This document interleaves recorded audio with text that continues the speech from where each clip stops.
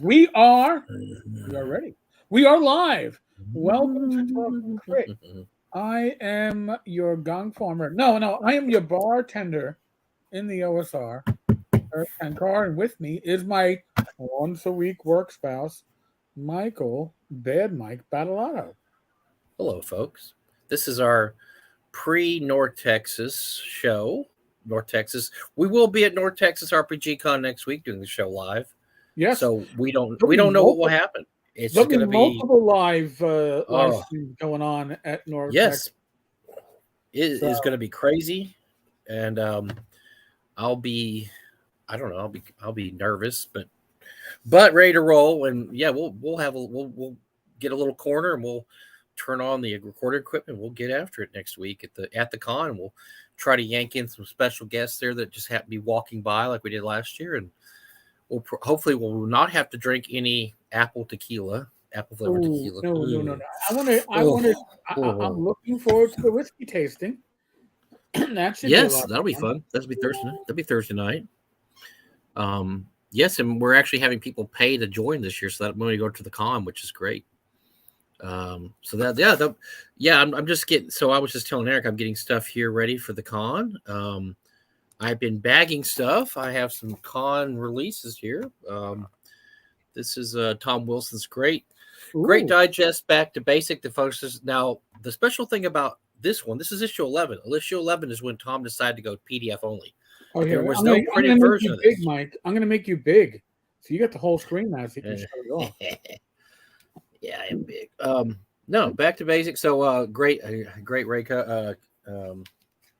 cover there, but yeah, this is just a little Matt Ray cover. This is it's just a little digest. How many pages we got here?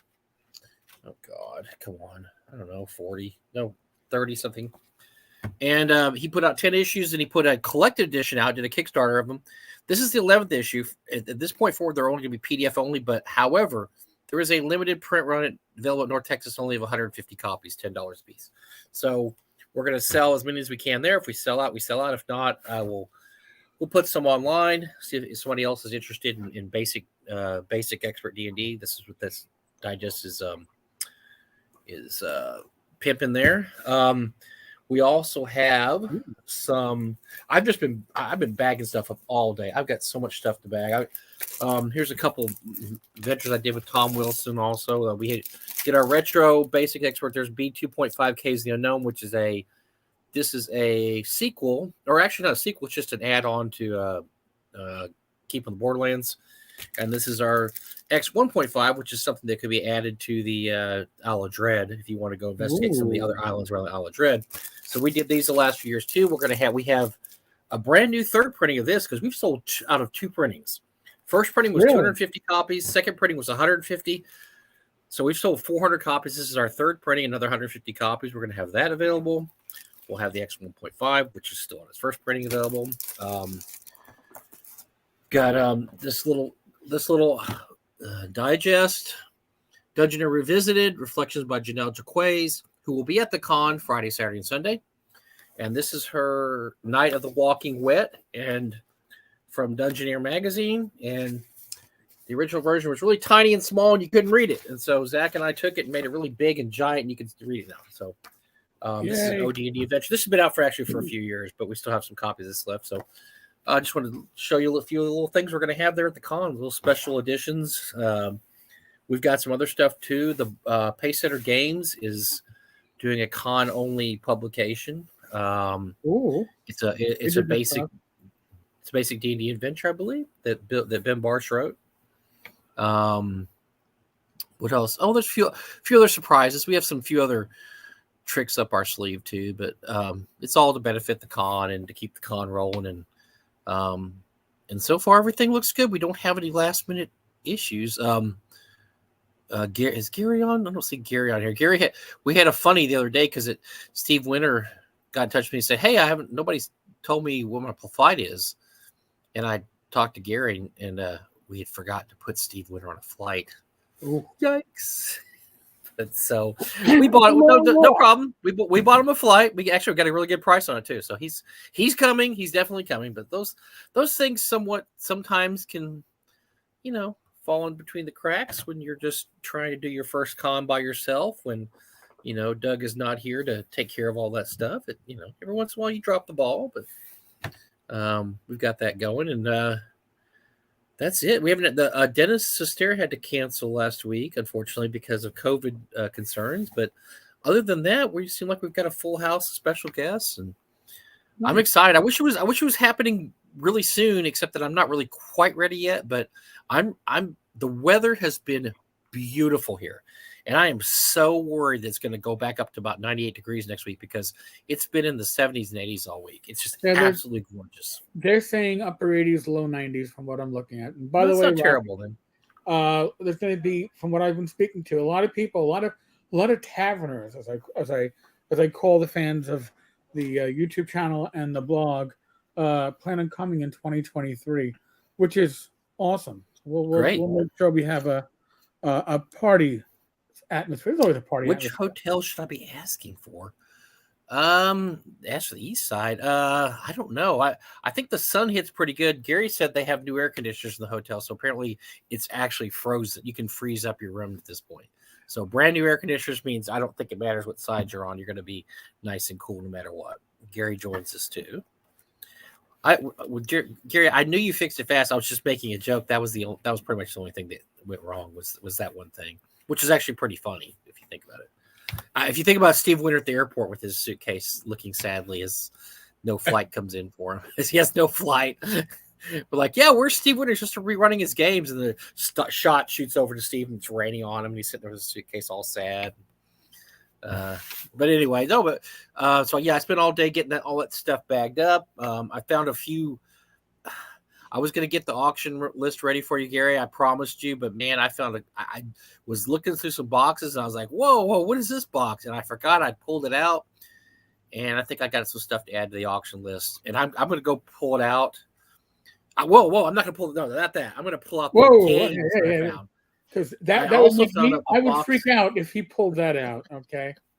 I found a box of Alan Hammock stuff he left here last year, and I apologize to the great Alan Hammock, but we are going to sell some of the stuff from Alan Hammock's private collection with little cool certificates of authenticity signed by Alan. He's got some really good stuff, some really cool stuff. And I'm going to show you a couple of those things. I mean, I don't mean to hijack the show, Eric. I mean, if no, dude. We're going to talk about Paizo and unions. We'll talk about that later. And Blizzard and Blizzard and all that fun stuff. As Gary says, the weather is going to be okay. It's not going to be super cool like it is this week. This week it was absolutely cool. It was really nice, but it's not going to be ridiculous. Like 2 weeks ago it was 98 every day. It was insane. It was insane 2 weeks ago. It was 98 degrees every day. It was terrible. See, Gary, those temperatures are temperatures that at North Texas, to me, will seem cool. I'll go out there and those are. And that's my sandals and my shorts and hit one of the trucks. And it won't be like I will feel like I'm shriveling up and dying underneath the sun. We've had 100-degree temperatures at North Texas before. Yes, we have. So we're not going to be 100. Yahoo! And so if you want to use the food trucks, we're going to have many food trucks there. You will be able to walk out in the parking lot without melting to the actual parking lot. Which is vamp for a second, Eric. I'm going to go grab a couple of really cool things just to show people. And you're probably not going to be at the auction or be able to bid, but I just want to show you some of the cool things that I just happened to pull. Like, I think we're going to have to throw these in the auction this year. So I'll be right back here. And if you're not going to be at the con and you see something that you really, really want, find somebody who's going to the con who can place bid for you, but you better have your maximum price in your head.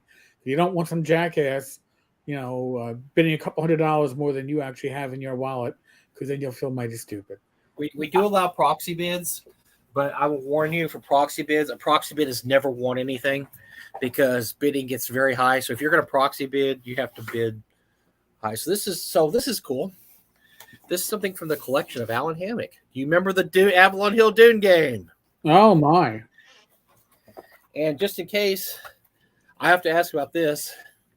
It's signed on the inside by Schick and Hammock. So Lawrence Schick and Alan Hammock. They also signed the rule book up here in the corner. There it is. So I have to ask you: did they share the game? Were they roommate? Maybe they were roommates at one time. They might have been. I know they knew each other. But this is his copy of Avalon Hill Dune game. I thought it's in pretty good shape. Not too.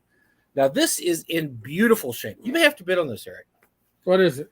How about a really beautiful copy of the actual real Star Frontier? It is a beautiful copy. I actually own it. It is very nice. It's not in beautiful shape. What is this? Oh my! Is that the original dice? Oh yes, it is. Still in the case. I see unpunched counters. Unpunched counters. And here's all the books. It's beautiful. One of the nicest copies I've ever seen. I'll be honest with you, it really is. So if you're interested, you may have to just drop some bucks on this, Eric. But, to have it as a little fun little souvenir so that you can look at this really beautiful copy of Star Frontiers. They used to belong to Alan Hammock, which just makes it even better. Well, so now let me get straight. If I bought this at the auction next Saturday, I'd have a copy far before I ever could even set my eyes. You would have a copy made in the early 80s before David Johnson even starts writing on because I'm not 100% sure he's even started writing on the. Well, so this copy is 40 years old, and you still have it before the one supposedly about to come out. You see, it blows my mind. And by the way, that box looks like it's in pristine condition. It's in beautiful shape. It's got a few little storage issues around the edges, but it literally is one of the best copies I've ever seen. Now you're going to freak out this one. All right, I got one here. Tammy, it's going to be an auction at North Texas RPG Con on Saturday afternoon. So there's no link unless it's no link. But if you are interested, if you're on Facebook, join the North Texas RPG Con page, and we will list auction items. We also have a North Texas RPG Con auction page. We will take proxy bids if you want to. Let me know. I'm just letting you know, and I will write down all proxy bids. However, be warned that we have never had a proxy bid win. I'm telling you that because we have some big spenders that come, and they like to throw around money to fight their other big spenders. It becomes a war, right, Eric? Guys are look at each other like 500, 550, 600, 650. Forgive my language. It is literally a dick measuring contest, and that's one of those contests where. I always go, you know what? I'll wait for the midnight auction. I might get in early because it feels good. And then it's like, and you're like, yeah, that just hit through triple digits or quadruple digits. So I'm looking around today, and so I'm picking the last few items out, and I found a box that we had, and Doug and I he bought this from somebody for the convention. He wanted to use one of the copies of this game to actually be a play copy. I told him, you're insane because it is worth way more to sell as a play copy. Oh, it'd be cool to have it as a play copy. So I went and found a play copy just so Doug would not open and punch these because I was so worried about them. And so I'd forgotten about this. So we stuck it in a box, stuck it underneath one of my shelves. Well, I pulled it out today. Oh, my gosh. So this is a game that was first featured in Dragon Magazine. I had the Dragon Magazine. 80s. And it was a board game. Tom Wom, it has a lot of notoriety. It's a super fun game. Here's the board. But I'll have you notice, if you want to see here, this is a pristine unpunched version of a 40-something-year-old board game. I wish Tom Wom would make it to the convention where we get him to sign it. It'd be awesome. And here's the little rules books with his cute little cartoons on it. Anyway, we've got 3 of these. And I forgot about it. And there's a copy of the copy I bought that's a punch copy. So actually 2 copies and a punch copy. That was my copy so that Doug would not punch these. I begged him, please do not punch those. So I'm thinking about putting that in the auction because that's really nice. A nice little board game that's just got a lot of history in it. So I found this. This is one of mine. And I have 3 copies. I have 3 of these. This came from a game store that went out of business. It's a Dungeons & Dragons. It's got the 3E logo sign. I believe it's from about 2007 or so. It's got a little light. If you find the right plug, you can plug it in. It lights up. It would be awesome for somebody's bedroom or office or game room. Oh yeah, right behind Not me sure here. about this connection. It's an old style connection, old style. But I bet you could find something there. It's got little hangers here. Yeah, get one of those universal plugs. You can probably I find it. might part. I looked in there. It's glass. I've got 3 copies.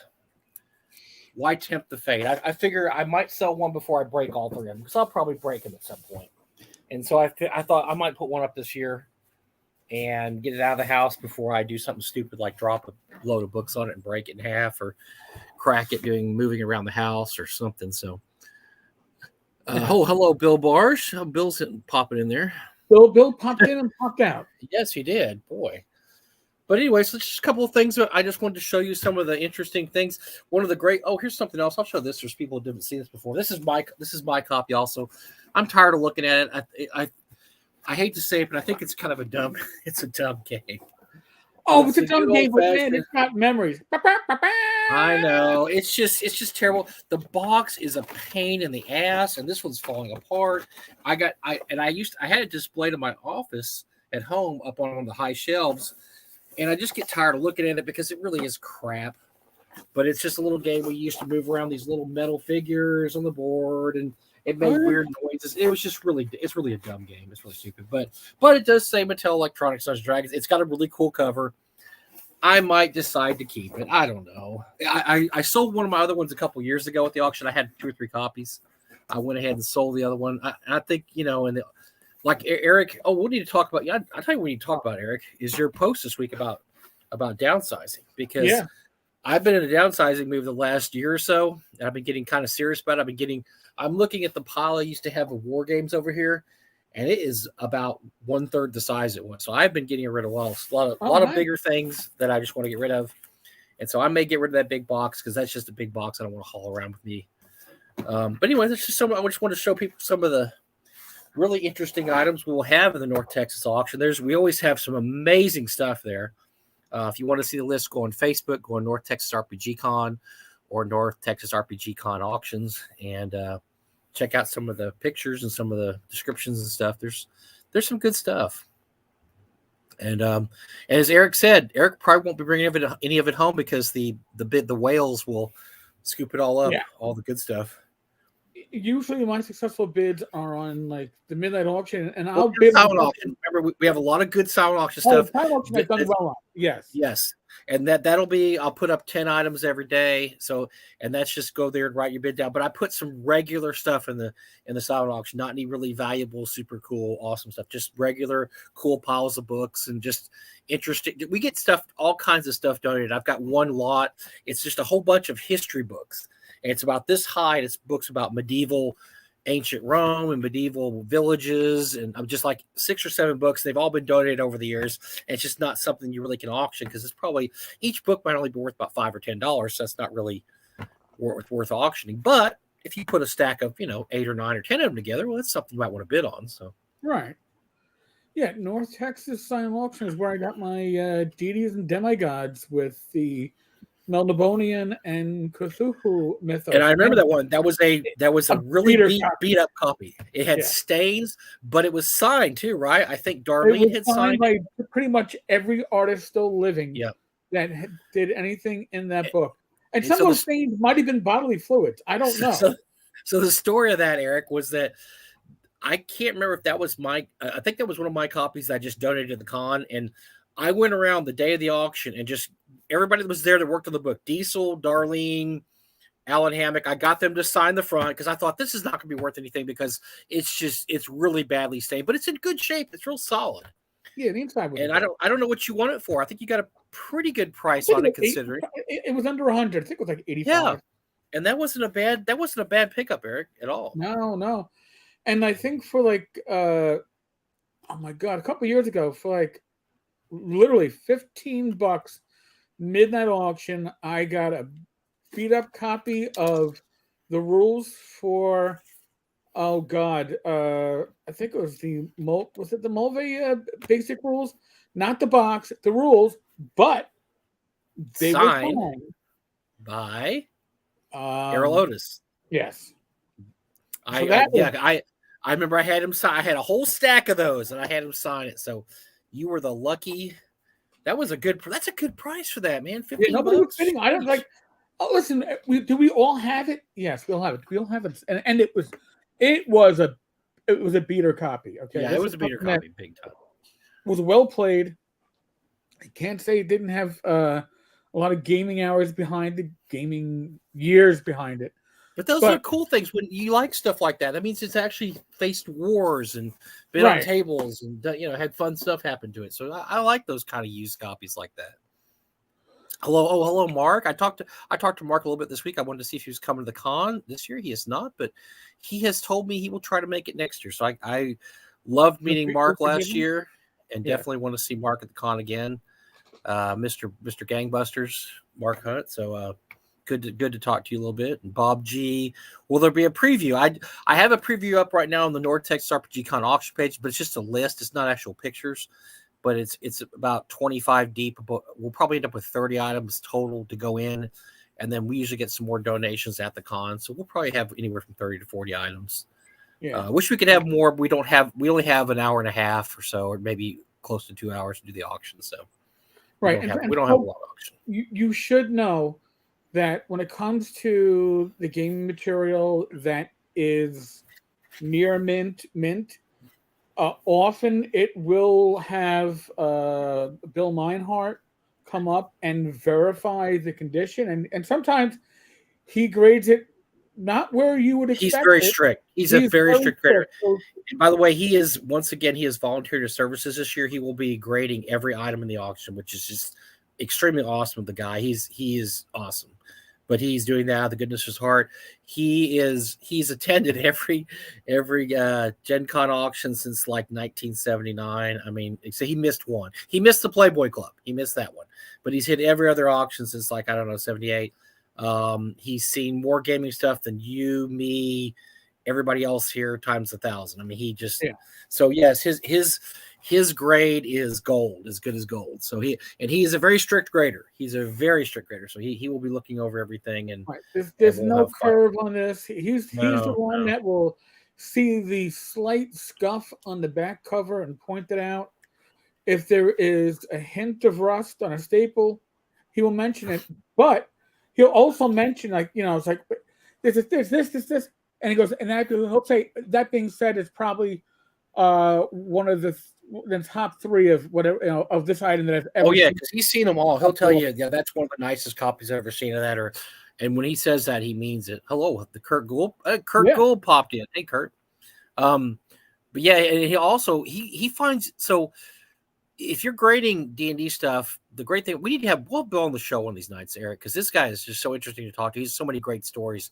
By the way, one of his claim to fame of many is he bought the first orange B3 at Gen Con for like $80 back in 1986 or whatever, 85, 86, the first one that ever came out for auction he bought, and he paid like, I don't know, $50-$60 for it. So he will tell us that story. But except for the AKM, which is the on-site website, there's really, if you get let's say you get a box, say, okay, this is Dune box. I get this Dune box. I go, well, does it have all the pieces in there? I don't know. I mean, they're all loose. Look, here's a box, so the pieces in it. I just don't know. Bill knows. Bill can tell you how many pieces are in stuff, what pieces are missing, what edition that was. That was the 3rd edition that only had a colored print on this page, so it's not as worth as much as the 2nd print. I mean, he knows all that stuff, which is why his knowledge is so valuable, because he will tell you exactly what you need to know, how rare. He recently told me this year, I had a copy of Ghost Tower of Inverness that I've had for many, many years, the tournament version that came out before C2 by TSR. This is the original tournament running, I think it was WinterCon or MichiCon or WinterCon. And he pointed out to me that is the one I had was unnumbered, so it's actually a valuable DM copy. And he said his advice was, do not sell it. Really? Yes, he said there's only about 25 of those. And he said the other one there's like 300 of. He said the DM copies, those were actually given to DMs. They were unnumbered. There's maybe 25 of those. And he gave me a number with 5 digits. He said, that's what you should ask for if you sell that. Ooh. And I was like, okay, I didn't know. But I trust him because it's Bill Meinhardt. So I said, okay, that went in the vault. That went in the safe deposit box then. but yeah, so he'll be grading all our items. We've got some. Just got it elected. We got an old. I don't know. We got an old DM screen. We got a copy of B1 through 9 Search for the Unknown, or Search for Adventure. I'm sorry, Search for Adventure, the super module. We've got a Elmore print, the one right behind me. As a matter of fact, this one. It's one of the numbered copies. It's a Doug's backup copy. We'll be selling that. So if you actually wanted to order an or wanted to own a signed Elmore print, there's only 75 copies of it, I believe. Really? There will ever be available. That's all there ever was of that. So, a lot of early Dragon magazines. I think we have Dragon magazines 2 through 8, something like that. Good stuff. It's just fun. I love auctions. I love auctions, but I don't necessarily like auctions like ours because there's no deals. Now, Game Hole auction this fall was fun because there was actually some deals there. I bid on a few things. I got outbid every time. I was actually helping run the auction with Rick Meitz, who's Chaosium, president of Chaosium, right. And we ran the auction. I did bid on a few things, and I got curb stomped. But I tried because there's a couple things that I thought were kind of cool. That I thought I would actually like to own this. This is kind of neat. And but no, it didn't work out for me. But other than that, I love deals. I love trying to get deals at auctions. And the problem is an auction like ours, there's not a lot of deals. Well, because you got a lot of sharks, and the sharks know that a lot of North Texas has a lot of rarities come up, and people know that. Now, what I like to do, which I always find stuff that I've overlooked. I love to go through what you have at your booth, your table, because you have a great selection of older D&D Judges Guild stuff. And every once in a while, I go through it and I go, hey, there's something I wanted and somehow missed. Your prices are reasonable. And my prices aren't crazy, are they? They're okay. They're about them, because my most valuable stuff I usually save for auction. So what I put in my boxes are more my play copies, regular copies, because it's nice to be able to buy a copy of S1 Tomb of Horrors and not have to pay $300 for it. You just want a copy to run or read. You just want a $30, $40 copy, right? Yeah, you want to have a copy for your collection, but you don't have a high-end collection. No, you're trying to fill gaps in your collection. That's great. So you can do that with Mike, and there's a few other deals. But personally, I find Mike has the better prices, but other people might have stuff that's in better condition. For me, the sponsor of our midnight auction, David Donahue of Etten Games, always has an incredible booth, and I am going to tell you, he blows my booth out of the water because he has a game store, Etten Games in Houston. So I mean, I can't compete with that, but he will have a wide variety of stuff. Now, the great thing about David Donahue and Etten Games, I'm pimping him, by the way, because he paid for a sponsorship, so I'm going to pimp him for like 5 minutes here. But the great thing about his stuff is he'll have pretty accurate prices. But every once in a while, he misses something, and I'm going through his boxes going, whoa, hold on, back up. That's only $15? I think that's worth more than $15, and I will pull it out of there. And when I bring it up to buy it, he goes, oh, I didn't know that was $15 in there. And you pay $15 in there, I bought some Whisper and Venom stuff. He had some Whisper and Venom stuff at the last con, the long con. I was at the long con. He was there.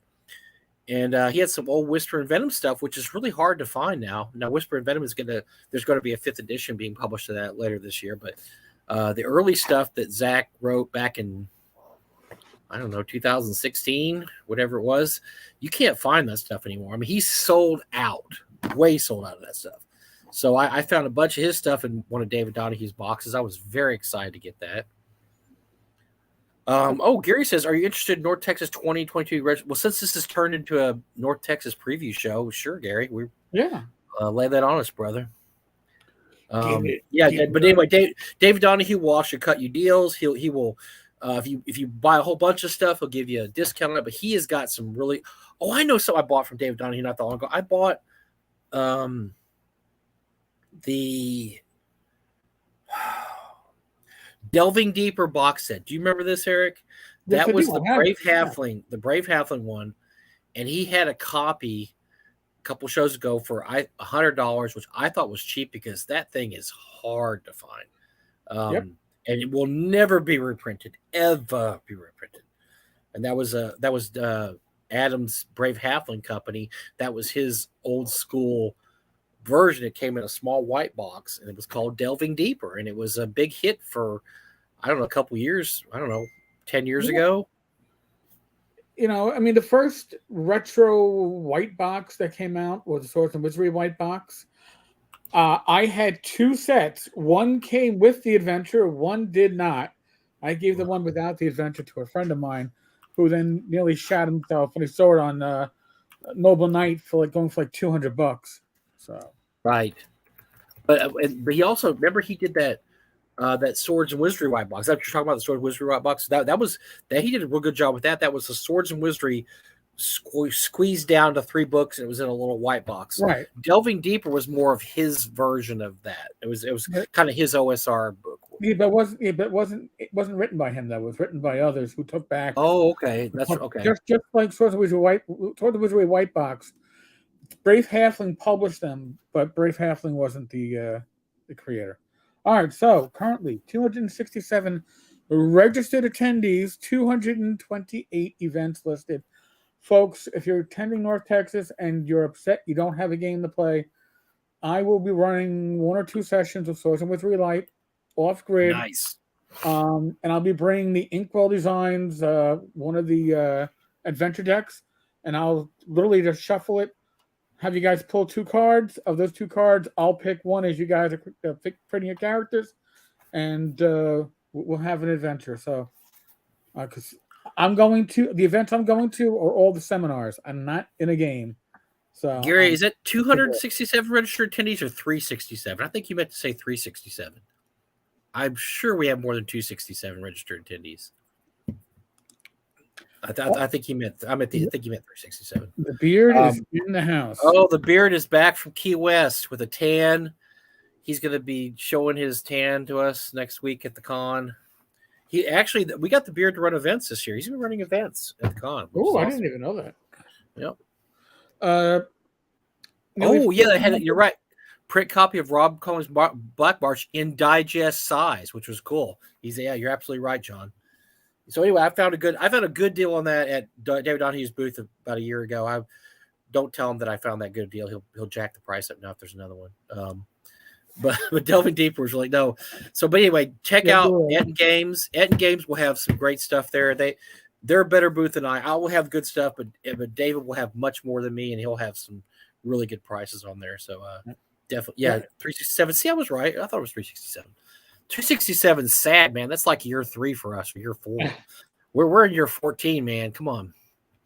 Dandelion Games always makes room for the derelict Games Think Goonies if anyone needs a game. And that's what highly recommended. Luau's. A lot of North Texas. Okay, it doesn't hurt to ask, is there room at a table? Mm-hmm. Okay, what's the worst that you're going to be told? Sorry, we're full. That's fine. I've had people run me down in the hallway and ask me if there's rarely room people at the say table. that. So, they will usually let you in if there's a space. If there's any way I only have 8 people that when I'm running my B1 game sign up. I've run as many as 12 or more because I can't say no to people that want to play. right. And so I'm like, yeah, whatever, just come on in. And so most people are really good about that. There's very few games that are like, nope, sorry, we have a hard cut off at 6 or 4 or 5, whatever. Usually you can get a space in there. So if you're thinking if you're in the area, think about coming. Definitely think about coming because if it's a board game, there might be a cap. And listen, some RPGs there might be a hard cap, just the way the session is. Well, if you're in the Matt Finch game and he probably already has 12 people registered, he might not want 20. So there might be a cap on some of Matt's games, or Bill Webb does the same thing. Bill Webb will run 15, 16 people. So there might be some caps on those. Other than that, you're probably good.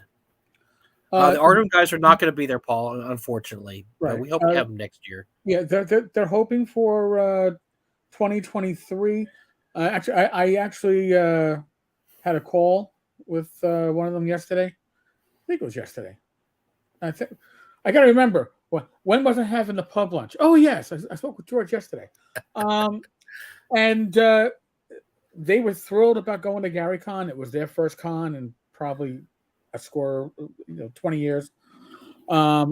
Next year they're going to try to get to more cons. North Texas is certainly on their list. but they got a lot of balls in play right now. A lot of creators that you would know from the OSR are going to be doing work with them. It's not for me to announce, but I just think it's going to be real exciting to see what they can announce. Mike and I will probably have them on. Oh yeah, definitely. Those guys are great to talk to. End of the summer, beginning of the fall, when they have a good announcement to make. Because hey, unlike other companies, they want to have stuff that's written and close to being put out there before saying, "Hey, look at all the shit that we have." I'm not going to name. Remember when we talked to him, Eric? Remember What's when up? we talked to him? They said they were sitting on about 50 dungeons of David Hargrave. Like, whoa, that's pretty cool. I mean, it was a large number. I don't know if it's 50, but it was a big number. It was way more than I would have thought. They said they're sitting on a lot of stuff by him. I'm looking at Gary's attendance totals. I will make one correction, Gary. 2020 was COVID year. Even though it was 155 officially, I think probably we're looking at half that, maybe 75, 80, because a lot of people donated their tickets that year because they couldn't make it due to COVID. And so they just said, look, just keep the money. And so I think Doug and I eventually figured out we had about 75, 80 there that year. We were encouraging people not to travel from out of town. But all the rest of them look pretty accurate. The first year we had 55. Then I think the next year we had like 85, and then it kind of went up a little bit, like 110, and 150. So it grew slowly, and then all of a sudden, boom! It just one year just flew up to like 300. It was like, oh, that's great. So that's when we knew we made it pretty much. We used to advertise. We used to advertise a lot for the con.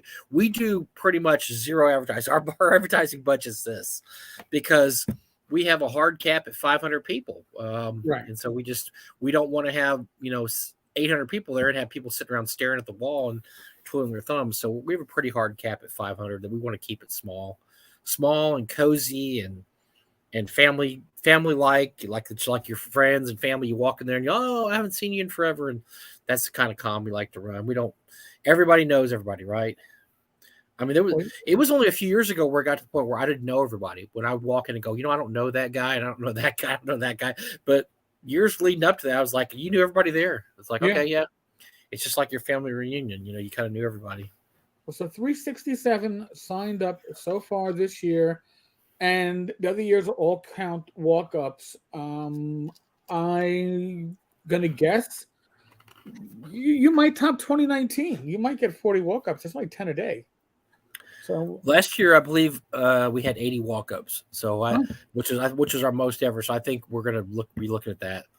I think we're close to that. So I think we'll probably have. Guys, you usually get 40 to 60 walk-ups. So we'll probably be seeing a new high watermark for the con, and that's a beautiful. If you can't make the con, which a lot of people obviously can't, we do have a Discord page also. I think it's the North Texas RPG Con Discord page, but there's some people going to be running online games. We are not. We're basically hands off on that. If you want to go to our Discord page and run a game, just talk about what game you want to run. Tell people, hey, it's going to be on Zoom. It's going to be on, whatever. It's going to be whatever system you want to use. It's going to be on. You can play it on Discord if you want to, but we're going to be hands off on that this year. Maybe it's something we might look into a lot in the time to come. But yes, you're welcome to come to the North Texas RPG Con Discord page and run games there, or troll for people to play in a game. We encourage that. So if you want to, there's going to be some Dennis Sester, who just canceled the last minute due to health issues. He may run something on Discord. He's going to let me know about that later this week. So, was it Tenkar, Talanian, and Beat Bad Mike? Is that new? That's a new game coming out. No, those are people Bob knows. Oh, Tom Wilson is coming. Tom. By the way, thank you very much, Tom. Tom is the one behind doing this for us. All these we had to do on these is pay printing. Tom, all the work is free. He just donated to us. He's also he gave us this great X 1.5, which honestly is a really good adventure. My part in it is actually really good too. But Tom wrote all the most of it, and it's kind of like a hex crawl in the Isle of Dread. And I wrote one island, so there's just one island that I wrote, and I have a map that actually Dyson donated to me back when Dyson was actually being a decent human being. He donated it to the con, so I used a Dyson map, original Dyson map, and wrote an adventure around it. So, but Tom wrote this and donated it to the con. We appreciate that. Tom is huge in providing cool stuff for the con to basically make money off of. So thanks so much, Tom Wilson. Yeah, Tom is a great partner for the con. I am not a part of the con. I am a huge supporter of the convention. Tom is he outdoes me, not just in class, but in the amount of work he does for the con. He really is. He's a crazy MFer. This is a dude who doesn't have to do anything else, but he decided a couple years ago, I'm just gonna be a fireman also. Yeah. And he's like our age. He's like, so he's with all these 20-year-old kids, and there's like a 50-year-old dude who's like kicking their ass because he's just, he's ripped and everything, because he used to be in the armed forces. And he's he's just a workaholic guy. He's always doing something. He's always got something going. By the way, I also wanted to throw something else. We also have a bunch of seminars this year. I had somebody ask if the seminars are going to be broadcast live, which is a great idea, but we did not plan for it this year. But that is definitely something we need to look forward to in the year and going forward, Gary, is that broadcasting the seminars maybe on the Discord channel. We just didn't have time to set that up this year. Sorry, everybody, but we will have a lot of seminars this year. We've actually got a seminar that you and I need to crash, Eric, Saturday morning, or I'm sorry, Lou. When is your seminar? Friday or Saturday morning? It's like 7 a.m. and I actually asked Rach. I said, "Listen, we don't. If we don't, we rarely roll out of bed before 10 a.m. Now that would be 9 a.m. Texas time, and I understand that. Oh. And I said to Rach, "Do you think we can do 7 a.m.? Because I want." And she's like, "What is it for?" I said, "It's for it's a podcaster gathering." She's like, "Right, fucking A, we're gonna get up." She's like, "Okay, well, you need to wake me up that day because I'm gonna crash that. I'm gonna look like an absolute turd. I'm gonna look like somebody actually squatted and just pooped me out. That's how bad I'm gonna look. I'm gonna drag myself to that. I'm gonna drag myself to that. And then after that, go upstairs back to my hotel room and take a shower. So you're going to get the yes, I'll try the same thing, Lou. I'll probably wear the clothes. I'll probably be dressed the same clothes. I'll just fall asleep in those clothes. That way, when I get up, I won't have to worry about getting dressed. Yeah. I'll just put my shoes on and I'll just stroll in there looking like hell warmed over. And I am going to try to be there. Do you remember from last year was it the Gaming at the Beach guys that were giving out, guys from Hawaii? Oh, yeah. The guys from Hawaii, yes. Yeah. Those shirts have become my sleep shirts. So if you see me at I love those. Podcast thing wearing one of those shirts, I just slept in it. Okay? They are so comfy. Those are comfy. Yeah, those are comfy shirts. God, they are amazingly comfy. If they come back this year, man, I owe them. I don't think they're coming back this year, but you know what they did? They dropped a few extra shirts off that are too small for me. Let me know your size, and if you need another one, I can gift you one because they left about 5 or 6 shirts and said just take these, but they're all 2X or smaller. And I have to have 3X. 2X is what I asked for, and I know all right, well, 2X is like gamer medium. I understand that, but and well, XL is gamer small, so yeah, it's a tough one. Foogly, be good. Thanks for dropping in. Yeah. Anyway, so we're excited. I didn't mean to talk an hour about the con, but I'm so excited because by this time next week we will be there. We will be broadcasting live there, and so we're just excited because it's fun. I haven't seen my buddy Eric in a year. A while. Well, yeah. When did we see each other? Oh, last year in North Texas. So that was the last time. Yeah. Right. And usually we see each other during the year. We're like going to Game Home or Gary Con or something. Yeah, we didn't do Game Home. That was a late scratch for us. Yep. And then I didn't do Gary Con. You didn't do Gary Con either. So I mean, and honestly, I enjoy Gary Con. It is, and if you've never gone to Gary Con, that's a bucket list convention. Yeah, definitely go. That to others. You got to go once. If you got to sacrifice that year, go to Gary Con. You won't regret it. But this year's just been very busy, so we didn't even do TotalCon this year, and I could drive to TotalCon. That's close for you. Yeah. Speaking of TotalCon, did you know that Angelia retired from that, right? Or she's not? Yeah, I saw that. Yeah, that's pretty wild.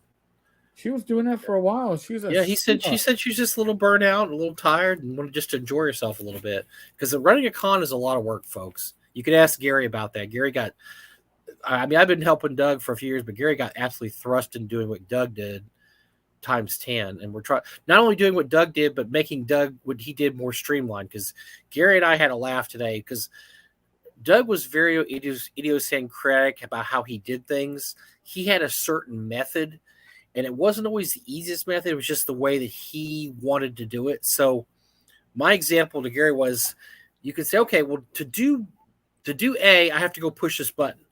And Doug would say, nope, to do A, you have to go this wall over here, pull these 3 levers down, then push them back up, then go around the corner 5 times, walk in a circle, then go get some string over here, tie the string there, walk back over there, go around, then you push the button.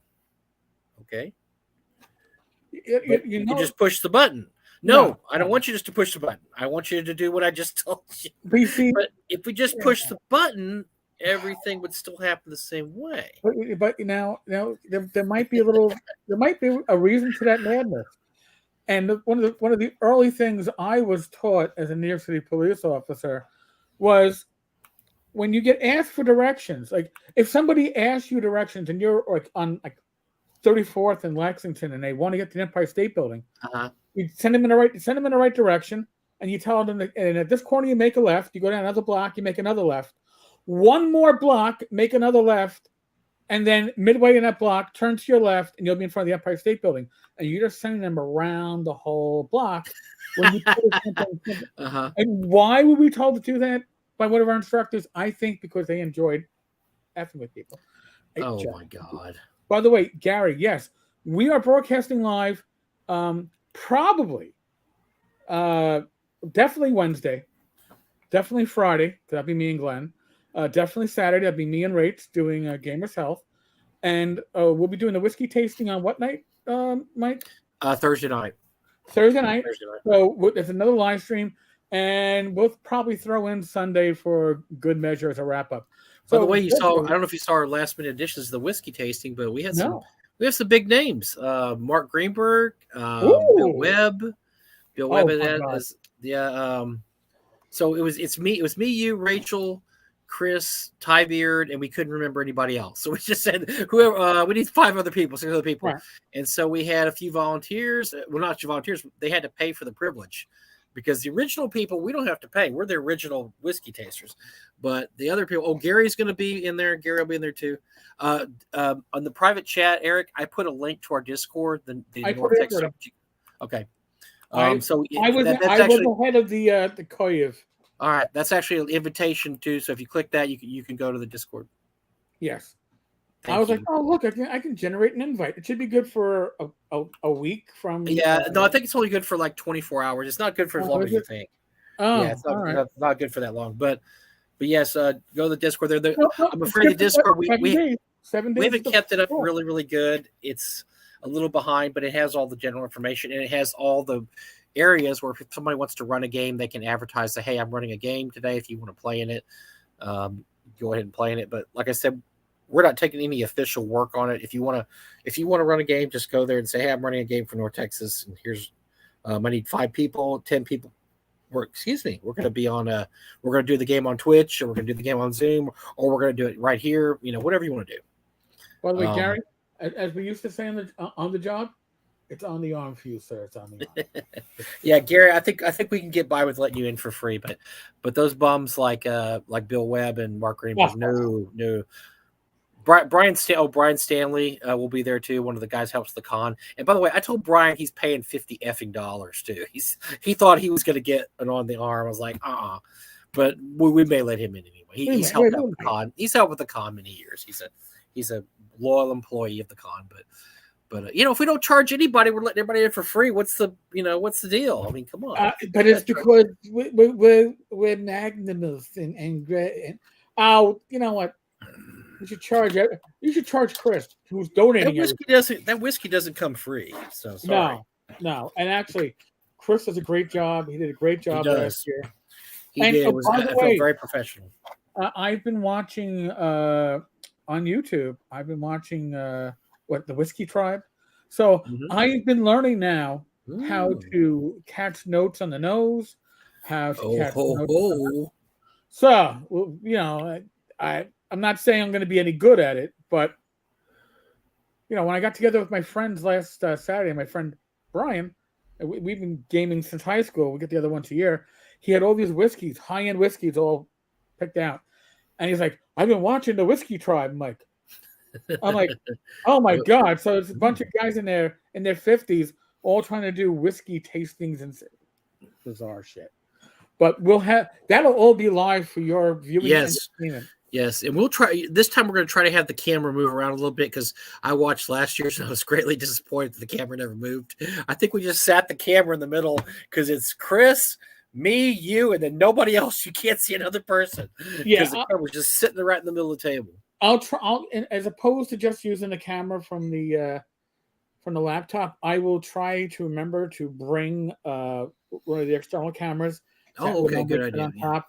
Now you can just pick it up and point it at people, or at Mike's crotch, whichever is more entertaining at the moment. I'm not going to No, recommend that.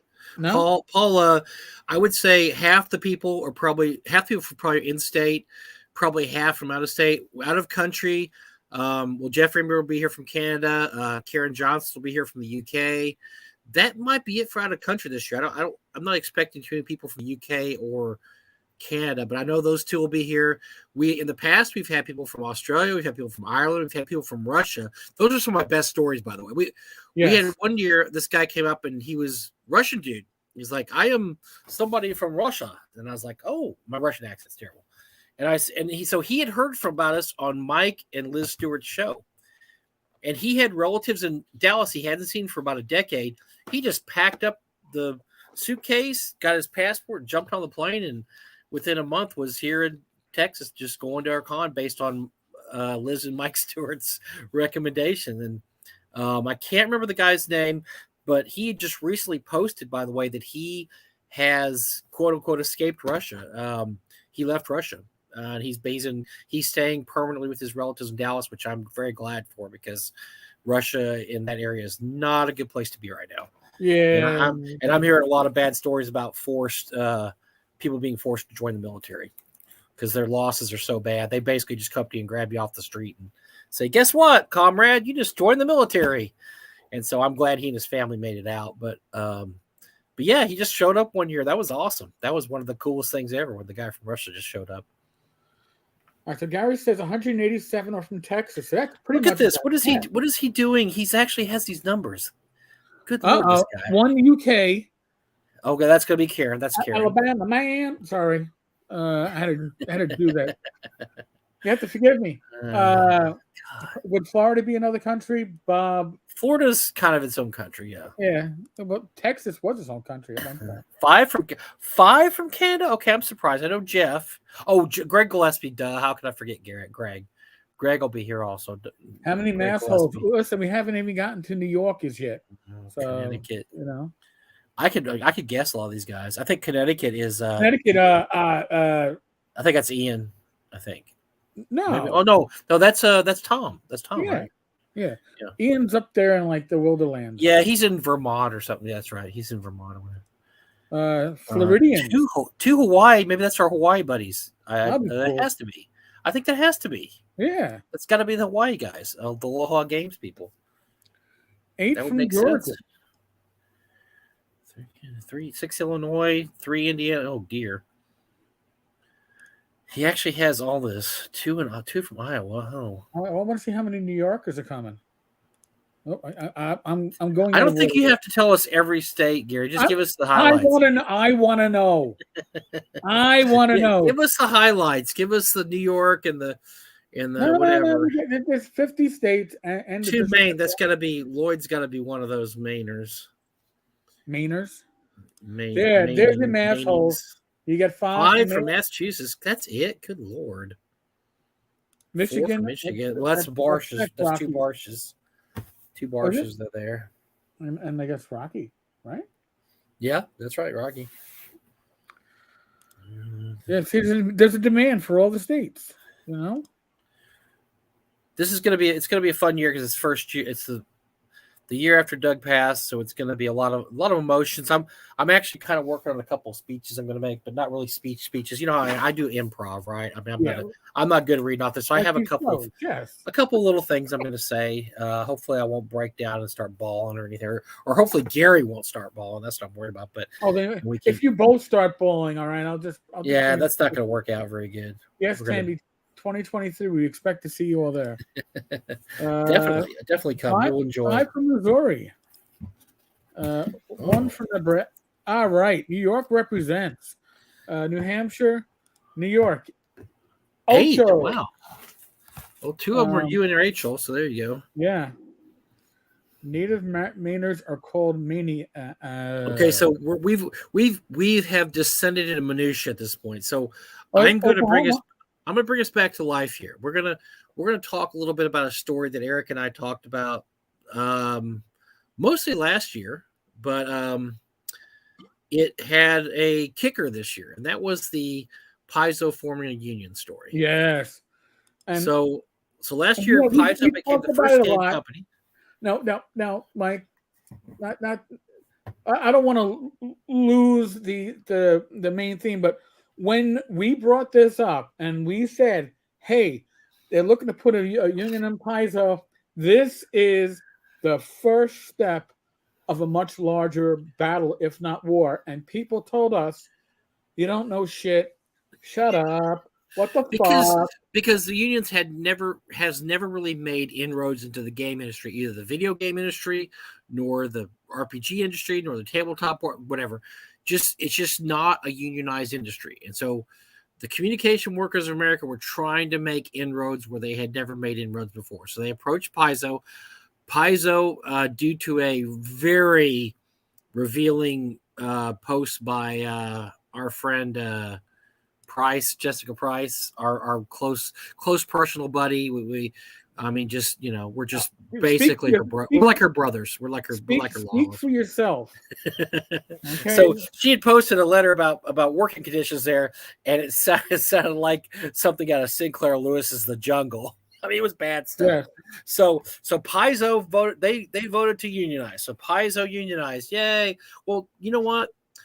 I'm sorry to say this. The Communication Workers of America don't give a shit about Paizo. They never did. Paizo was a way for them to show the game industry we can organize a game company, and yes, we were able to if you have a game company, we can organize you. We know what we're doing. Look, we got Paizo. Now, Paizo would have been a much better get, let's say 5 or 6 years ago, because now they're kind of on the downslide here. But still, at the time, Eric and I both said, this is not about Paizo. This is about the video game industry, which is where all the money is, and that's where all the unionization efforts will be. Because for a long, long time, the video game industry has had a horrible reputation for how they treat their workers. They work them tons of overtime. They make them do impossible things before, like 18 impossible things before breakfast. They treat them like literal dirt and just work them till they're used up and they have emotional problems and they're mentally unfit, and then they just fire them and hire somebody else. I mean, that's the way the video game industry has been for years. That's why when people say they'd love to work in the video game industry, I'm like, you need to talk to somebody that works in the video game industry. Right. Or you were a manager in the video game industry, and this wasn't applying to you. Okay. Right. You were the one going home on time. You were the one telling people you got to be here Saturday and get this done. And yes, you got to do 80 hours of work in 40 hours of paid time. So, which by the way, Paizo was kind of doing too, I think. Mm-hmm. I think that was the similar issue. So I put this up on the screen. This is, out of all places, NPR, because, hey. NPR. National Public Radio. Tavern Chat was referred to as the NPR of the OSR, but with the F-bomb included in it. But in any case, Eric Tenkar Steiny and Michael Bad Mike Battalato. Yes. By the way, Tenkar used a C word in a very offensive manner, in the manner of a We joke. will not repeat what was said. We will merely sum up what they Right. said. But some people found it amusing, but nobody that would read NPR. In any case, now people are going right now. They're going, "Oh my God, Blizzard, Activision, they've been unionized." Not quite, but like we said, Calm down, people. Hold this yours. is all about incremental steps. You don't go in and like we're watching with Amazon, right? Some unions win some votes, they lose some votes, even within New York City. But this is all about getting your foot in the door. And how do you get your foot in the door? You find 28 quality assurance testers at Raven Software, a subsidiary of Activision Blizzard. So 28 people, you go, what kind of a union does 28 people make? It makes your first union in this industry. Yeah, in Activision, it's a whole department of Activision is now unionized, which is okay. It's what Eric said, whatever that is. It's not the designers, it's not the writers, it's not the video guys. It's okay. It's the whatever the consultant guy, whatever. I don't know. But as Eric said, you just put your foot in the door, and you said, "Hey, we just unionized one part of Activision." Now, I don't know, whatever this job is, Activision may be able to hire a guy off the street that, was sleeping in his tent, to do it. I don't know. But as Eric said, that's just the whole point is just to get this stuff, Right. Get these things done. And that way you make slow incremental steps and eventually you get a big company. It was mentioned on the Tavern's Discord server. And you know what? I'll put up a link to that after this. Somebody said quality assurance testers are a job that is being outsourced to Asia often. So, if you are if you're going to come into a company and you want to organize a union, you're going to find the people who feel their jobs are being jeopardized, right? People who realize, hey, a year or two from now, I might not have a job. Maybe a union protects my job. And that is where they came in. Now, what I find interesting is that, all right, there were 28 people who could vote, and 3 voted against the union. 19 voted for, which means 6 people didn't even bother casting a vote. And folks, I don't care. This is going to be a political statement. This is a statement about responsibility. I don't care how you vote. Personally, I don't care. But if you have the opportunity to vote, if you are entitled to vote, you should vote. You should know what the issues are. Yeah, if you don't vote, you don't have any reason to bitch. I mean, you can still bitch, but right. But I'm going to laugh at you because I'm saying, well, you had a chance to make your mind hurt. You make yourself heard. You didn't. You chose not to do that. So, So, I mean, again, there's 6 people. It means all nearly 25% of the now unionized workers didn't even bother to cast a vote. Would it have made a difference? Well, it certainly wouldn't have looked as lopsided. But apathy is worse than anything, really, and that shows apathy. But again, people are going, "Oh, it's a 28-member team. Who cares?"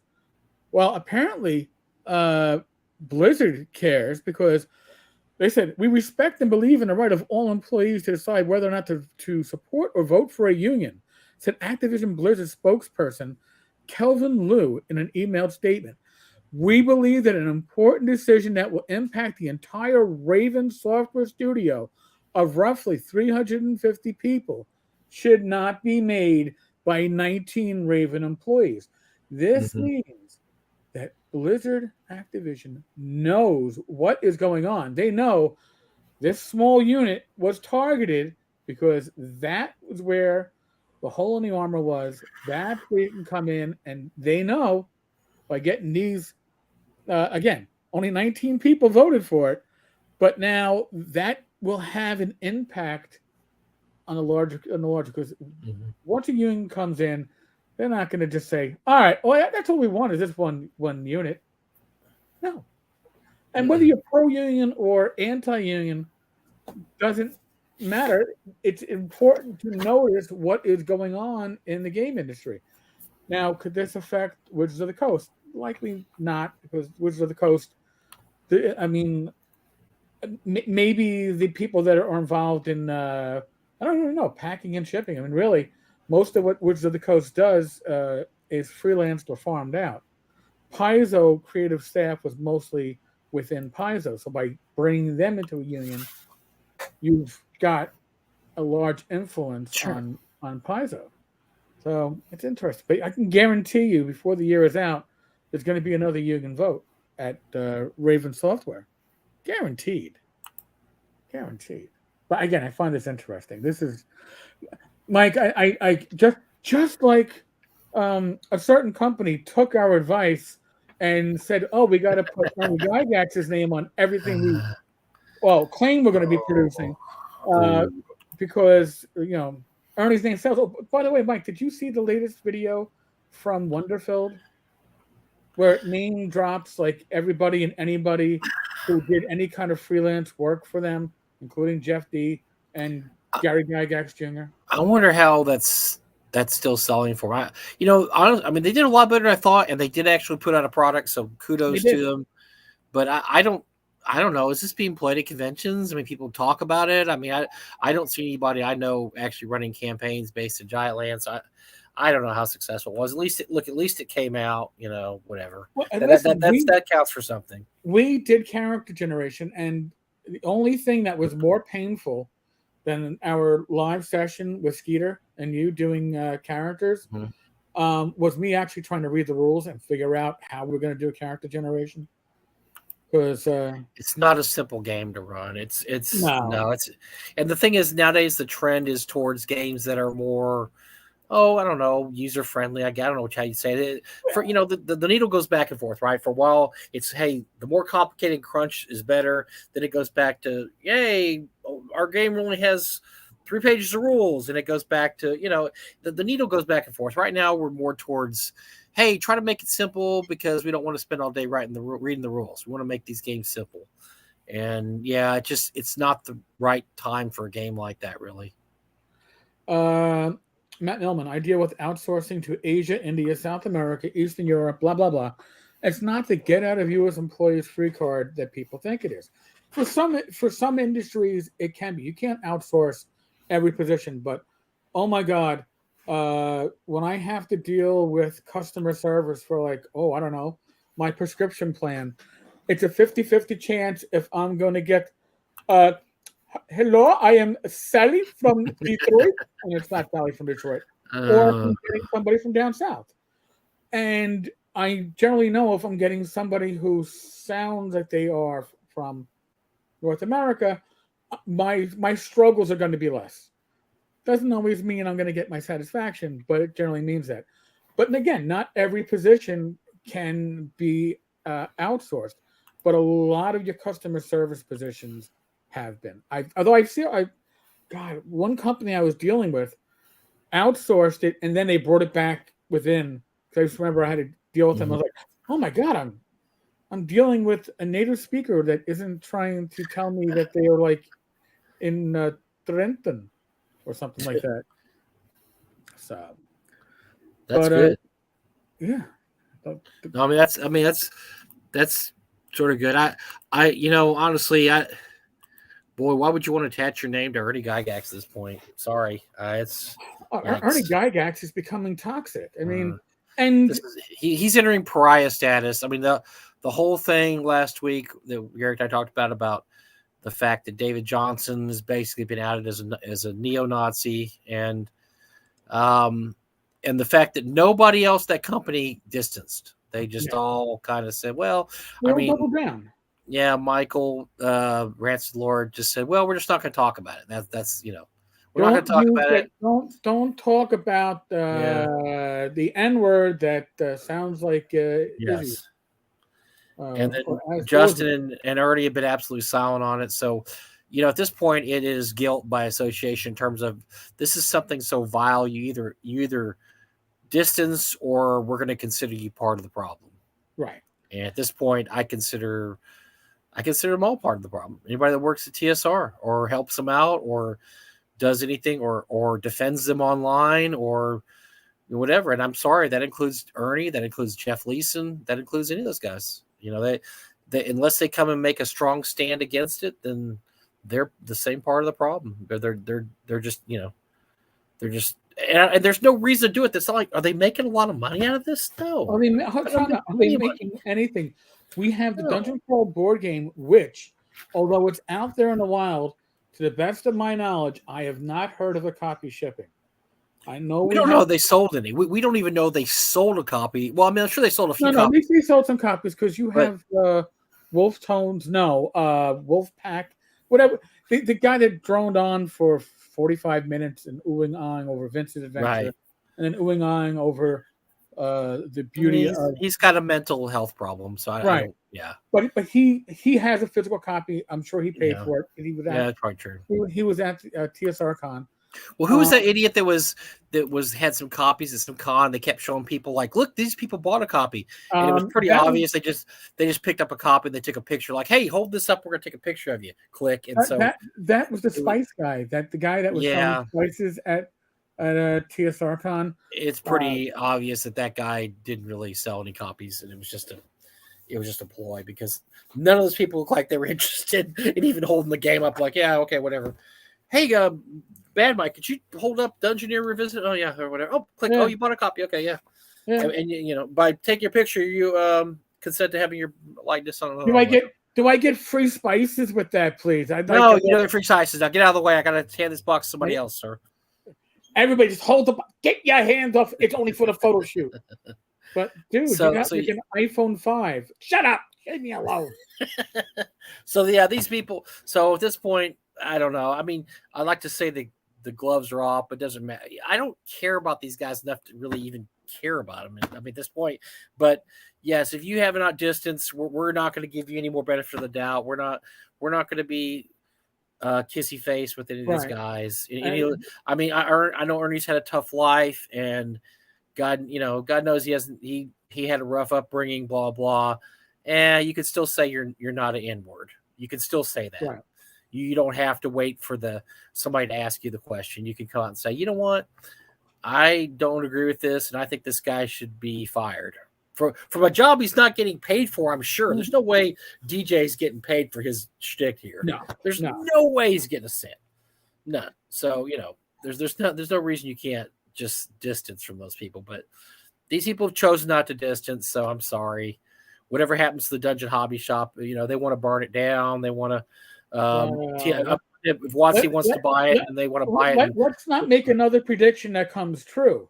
What I meant to say was if WotC wants to buy it and basically bulldoze it over and put a shopping mall there, I don't care anymore. Right. I don't care. They do whatever they want. I mean, theoretically, who knows? I'm sure. Well, I burned down because apparently they didn't get their fire fire inspection, so it may burn down. I don't know. Yeah. Apparently they were. We've heard rumors that they were served during TSR Con by the fire department because they were not up to code. So who knows what might happen there? I don't know. But supposedly there was a close sign on the door, but the door was partially ajar, so you should know that you come in and just I don't care anymore. If you want to see old D&D stuff, come by the North Texas warehouse. I'll show you a bunch of old stuff, and that's about as good as it's going to get because that's all they're doing too. Is they just have a bunch of old collection stuff items they're pulling out. So, we have Robert Roberts with the Hail Lord Zeno and Hail Princess Luna. Am I princess or no? You must be Zeno. I'm the princess, definitely. I am a princess. Yes. All right. Well, then if you sit in a P, tell me about it. Hail Tenkar, my first visit to your live stream. Yeah. All right, man. Thumbs up. Yeah. Whew. Anyway, so yeah, this is we're not gonna pull punches anymore when it comes to these idiots. When it comes to idiots like that who are peripheral figures, yet refuse. I don't know why they're scared, but they refuse to. Well, I mean, I know why Ernie's not doing it because he owes money and he's freaking out about the money that I'm sure he may or may not have lent Lanasa that he's never going to see a cent of again. Yeah, I want to lent or invested, but yeah, sure, yeah. Look, he's still got a pub. Has anybody ever got Cult of Abaddon? Did you get your copy of Cult of Abaddon? No, I'm sure it's You sitting still haven't there. got it yet. They shipped in January. They supposedly shipped in January. It's almost June. You have not got your copy yet. No, but it's sitting there with Dungeon Crawl, probably in like Jeff Leeson's room. But your copy of Dungeon Crawl, you got that yet? No. Oh, we haven't got that. I thought those shipped like in March. So yeah, no, they were. Listen, there was a pile of stuff with actual shipping addresses on it, but doesn't mean I don't think there was postage on it. But there was. You can actually zoom in on the picture and see where one of these items. So he just has all this stuff in package, but it's. But nobody got. They weren't giving money? out. We're not advanced enough. In other words, the monkeys behind TSR couldn't understand how to get shipping tracking information. Oh, I mean, they give it to you right when you ship a package. Because I think this is the actual photo from inside. Well, isn't that how like Ernie ran the old? I thought he ran the Dungeon Hobby Shop back when they were shipping. He should know how to ship. Can't you have Ernie come out there for a weekend and ship all your shit? I mean, come on. Yeah, was Ernie still running in that in the 2E days, or was he fired when his father was? I can't. Yeah, I think he left when his father left. I think he got booted. Because I told you my story about my one order from the Dungeon Hobby Shop. I ordered one of the complete handbooks. You know those faux leather cover handbooks. Oh yeah. Mm-hmm. And a poster, and they screwed up 2 people with the first name of Eric. Somebody else ordered like a complete set of those 2E handbooks, like a dozen. So they sent me a dozen handbooks. Holy shit! And somebody else got my poster. I never got the poster. Oh no! So a few days later, after I'm looking at this, and my roommate at the time was going to law school, and I said, "Dude, what do I do with this shit?" And he's like, "Did you order it?" I go, "No." You can keep it. He goes, "Did you sign for it?" I go, "No, it was left on my porch." He goes, "It's yours." So when they left the answer machine, they left messages. I was either at school, like college, or at work, and I'm like, "Hey, I got the messages. Don't call back." I got threatening. First, it was, "You have to ship that back." And by the way, you have to ship it back at your expense. And I'm like, legally you don't have to, right? That's right. But they will try to scare you into it. Legally, if you get something at your house and it has your address on it, it's considered yours at this point. So I was like, so it went from a polite, you need to ship it back at your expense, to fucking call me back, to what the fuck, dude, until they stopped calling me back. And I realized that, you know what, somebody probably was like, yeah, this comes out of your. And I figured years later, I was like, all right. And listen, if they had said, hey, listen, we will supply you with all the shipping info. We will supply you with the shipping tag and the paid for shipping. All you got to do is get to the post office, which is still a pain in the ass in New York City. I would have done it. But to tell me I got to ship it back at my expense because you fucked up. Yeah, forget that. Sorry, man. Ain't happening. Well, I had some good experiences Dungeon Hobby Shop. I ordered many times there because early 90s is when I started buying and selling trading online, about 92 or so. And I was delighted to find out the Dungeon Hobby Shop still had a lot of these things, like, for instance, City of Greyhawk box set, shrink wrapped, From the Ashes box set, shrink wrapped. They still have this stuff in stock for cover price, and stuff like the City of Greyhawk box set and even back in the early 90s was selling for like $100-$150 because it was out of print. And so I made several very high, very expensive orders with my credit card on to a Dungeon Hobby Shop. And they did a good job. I would get some really, probably about once every 2 or 3 months, I would scour them. And I actually had a conversation on the phone with a guy once because I called So when the Divine Right box set came out, board game, my brothers and I loved that game, but we didn't start playing it till years later. Because I think it came out, I want to say, in the late 70s, and we didn't start playing it to the mid 80s, and we couldn't find copies anywhere because it was out of print. Right. And my youngest brother, my little brother Matt, made a call to the Dungeon Hobby Shop and asked them, do you have any more copies? Because I don't see it on your order thing. And they told him, oh, we just sold our last copy a few months ago. But we had and he's like, oh no.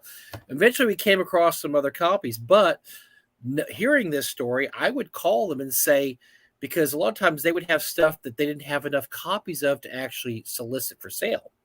And that's how I got the City of Greyhawk box set. I called them up one day and I said, hey, do you have any of the City of Greyhawk? I just gave them a list of the stuff. They said, oh, we've got like 4 copies of the City of Greyhawk box set. Yeah, we got those on the shelf. Okay, I'll take all of them. You want all of them? I want all of them. I want every one of them. Do you have any from the Ashes? Yeah. Oh, I'll take that. So these were items that weren't even on sale on their site anymore, but you just call them and ask them. So I had a lot of good experiences with them until I think they shut shop by the mid 90s, right before WotC bought them out. I don't know, 95, 96 is probably when they finally shut down. They had a good sale. I think they had some really good sales going out of business sales too, which were pretty good. Newbie question: where is the Dungeon Hobby Shop? Well, the Dungeon Hobby Shop was literally in the TSR building. Yep. The basement, right? The basement, I believe. Yeah. So did they do retail sales too from that location? I'm pretty sure they did. I'm pretty sure if you stopped in, you could go down and look among the stuff, and they would sell you stuff. I'm almost positive, or that, or upstairs. I remember people hearing about people going there and buying stuff. So I'm pretty sure, yes, that would happen. So, yeah. So that was yeah. So that they did a good. I never had any problems with them, and like I said, I made a lot of money off of them in the early 90s. Buying stuff and then immediately buying a City of Greyhawk box set for $40 and immediately putting it on my online site for $100. I have no guilt. I have no guilt for this because look, anybody could have found these. They were just sitting there waiting to be snatched up. So I just happened to be the person that did it. So Marcelo and George, welcome. Yeah, Emperor's Choice. Nice to see you guys too. So yeah, of course you missed the exciting North Texas RPG Con preview, but you can't have it all. You can always watch the replay. I'm afraid to ask what Mike. Whoops! This fell off the shelf up there. What was this doing up there? Right. I still have my copies out here. I still have all my copies. So I have 3 copies out here. I think I have a couple at the house too. Oh, hey, this is something interesting. Here's our house rules for Divine Right, typed up and nice. And oh wow, that's more rules than I'd want with my board game. But well, because you would choose what house rules you want. You obviously didn't use all of them, but Divine Right was a great game because it was super house rule. There was all kinds of stuff you could house rule with that. It was a great game in that regard. So. Tammy, it was like an unboxing. Thank God nothing untoward was in the box. That would have been a surprise. I'm trying to find out what else. There's a bunch of stuff in here. Why is there so much stuff in here? Oh, I'm sorry. This is an unpunched version. Okay. I don't know why this was even on. This should be in a safe somewhere. I don't know, or locked up somewhere. Why is this even out? Why am I fiddling with it and touching it with my fingers? Anyway, I don't know, Mike. I don't know either. I shouldn't. Well, because when I die someday, then look, I want to at least know I touched all this stuff before I go. Yeah, George, we're putting the 2 of you on the list for 2023. Actually, there's a lot of people, especially in my gaming circles, that this year, I guess it's the tail end of COVID, so a lot of people weren't making plans for June yet. But everybody's like, oh man, 2023, they're going to make their pilgrimage to North Texas, which should be a lot of fun. I hope so. I don't lie to me. Don't pee on me and tell me it's raining. Just do it. Mike, would I do that to you? You wouldn't, but these other guys, come on, man. You got the best. Look, when Gary is a force of nature, and God loved Doug, and we'll always miss him. He was not the most efficient man. He would do things the way he liked to do it because his big thing was he just loved to put the con on. It was his week vacation. He loved having fun. But Gary and I are looking at this with, you know what? This is our legacy. We're not going to be here forever. We need to get this thing right. We need to get some money back here in the some money in the kitty and make this thing successful. So we are very dedicated towards the next few years, making this a hell of a convention and doing some really big stuff with it and making some money and making sure this thing stays around for years and years to come. So, we can't wait to see everybody, all these quote unquote new people that would love to come. We'd love to have you. Robert almost brings a tear to my eye thinking back to Gygax selling boxes out of his basement to nerds, to the corporate abomination putrefied into. And that's a lot of small businesses. You gotta remember, like, to make more money, you need more money, and usually you get more money by reaching out and seeking more money. If you read the Game Wizards, which is a great book, by the way, John Peterson, who we had in the show earlier this year, if you read the Game Wizards, nobody who worked at TSR understood what was going to happen. And once it happened, they were absolutely unprepared for it. Yep. And they were just like the Beverly Hillbillies. They just sat there and they just shot in the ground and bubbled up some crude. They if you look at the sales, John goes over them, they're sitting here like, okay, we're making this much. And then one year, I think it was 83, 82, just goes, whoa. It goes, holy shit. Yeah. It goes from like, okay, yeah, we're doubling every year. This is great. We made 20,000 last year. We're going to make 40,000 to like, yeah, $1.5 million. And you're like, oh, what do we do with all that money? Well, if you're Gary, you spend it on, I don't want to say hookers and blow, but a lot of it's wasted. A lot of the money got wasted. Let's put it that way. And if you're the Blooms, you go out and do stupid things like, hey, we got to spend all this money because we don't want to pay tax on it. Let's buy a knitting company let's buy beach towels and just stupid shit that the Blooms spent the money on because they're like, we got to spend this money, man. A knitting company is such a perfect knitting company. Yes. Come on. That's where it belongs, right? The Green Woman Knitting Company or whatever it's called. Yeah. Mm-hmm. Yeah. I was just like, why? Well, you got to spend the money. You got to keep growing. And then Gary just, okay, well, we're going to Hollywood and make a movie and something. And I'm going to live in King Vidor's mansion out there because I can. Oh, yeah. And and also if you want to read another good book, read Flint Dilley's book, The Game Master, because Flint was good friends with the Gygaxes back in the day, and he and Gary worked on the D&D cartoon because back then Flint was doing Transformer cartoons, G.I. Joes. By the way, I'd love to have Flint as a guest at the con. I'm going to talk to him next year. Maybe we get him next year. He's just a great guy, but. And he had a lot of weekends out at King Vidor's mansion. He had some pretty good stories, the Game Master, that I won't repeat here. They were a little more salacious than John Peterson covered because John Peterson, being the gentleman he was, only obliquely kind of referred to things. Stuff that might have been, he may have glossed over a few things, but less than shiny. Flint talked a little more in detail about that. So at that point, when the company has its highest growth, it's making its most money, you have one of the owners is out of the state and not able to contact and doing all kinds of crazy shit, and the other two are just weird. They're doing weird shit. They're hiring all their relatives, everybody that ever had the last name Bloom. Nepotism was rampant. Oh huge. My God. And then they're spending money on very, very, I don't know, not shady, but sketchy stuff. Very sketchy stuff. Tom was like, "Don't forget the hook rugs. The hook rugs were big back then, or the hook pillows. I got to make my hook. I have to admit that I was doing that in the 80s. Greg Gillespie came into the room. Please, no Cowboys talk. Right? Oh no, golly, we're hitting all the big names this close to the con. Wow. Yeah, they're all sneaking in the back door. I told you, Mike, sneaking in to say hi. They're all saying hi before we see them next week, of course. Greg and I have a date. The date right after the con, we're going to go see the Howard House. So I'm very excited about that. I have okayed it with one Arlene Stevenson, who is one of the wonderful older ladies that run Project Pride and Cross Plains. And so yes, we're going to go see the Howard House.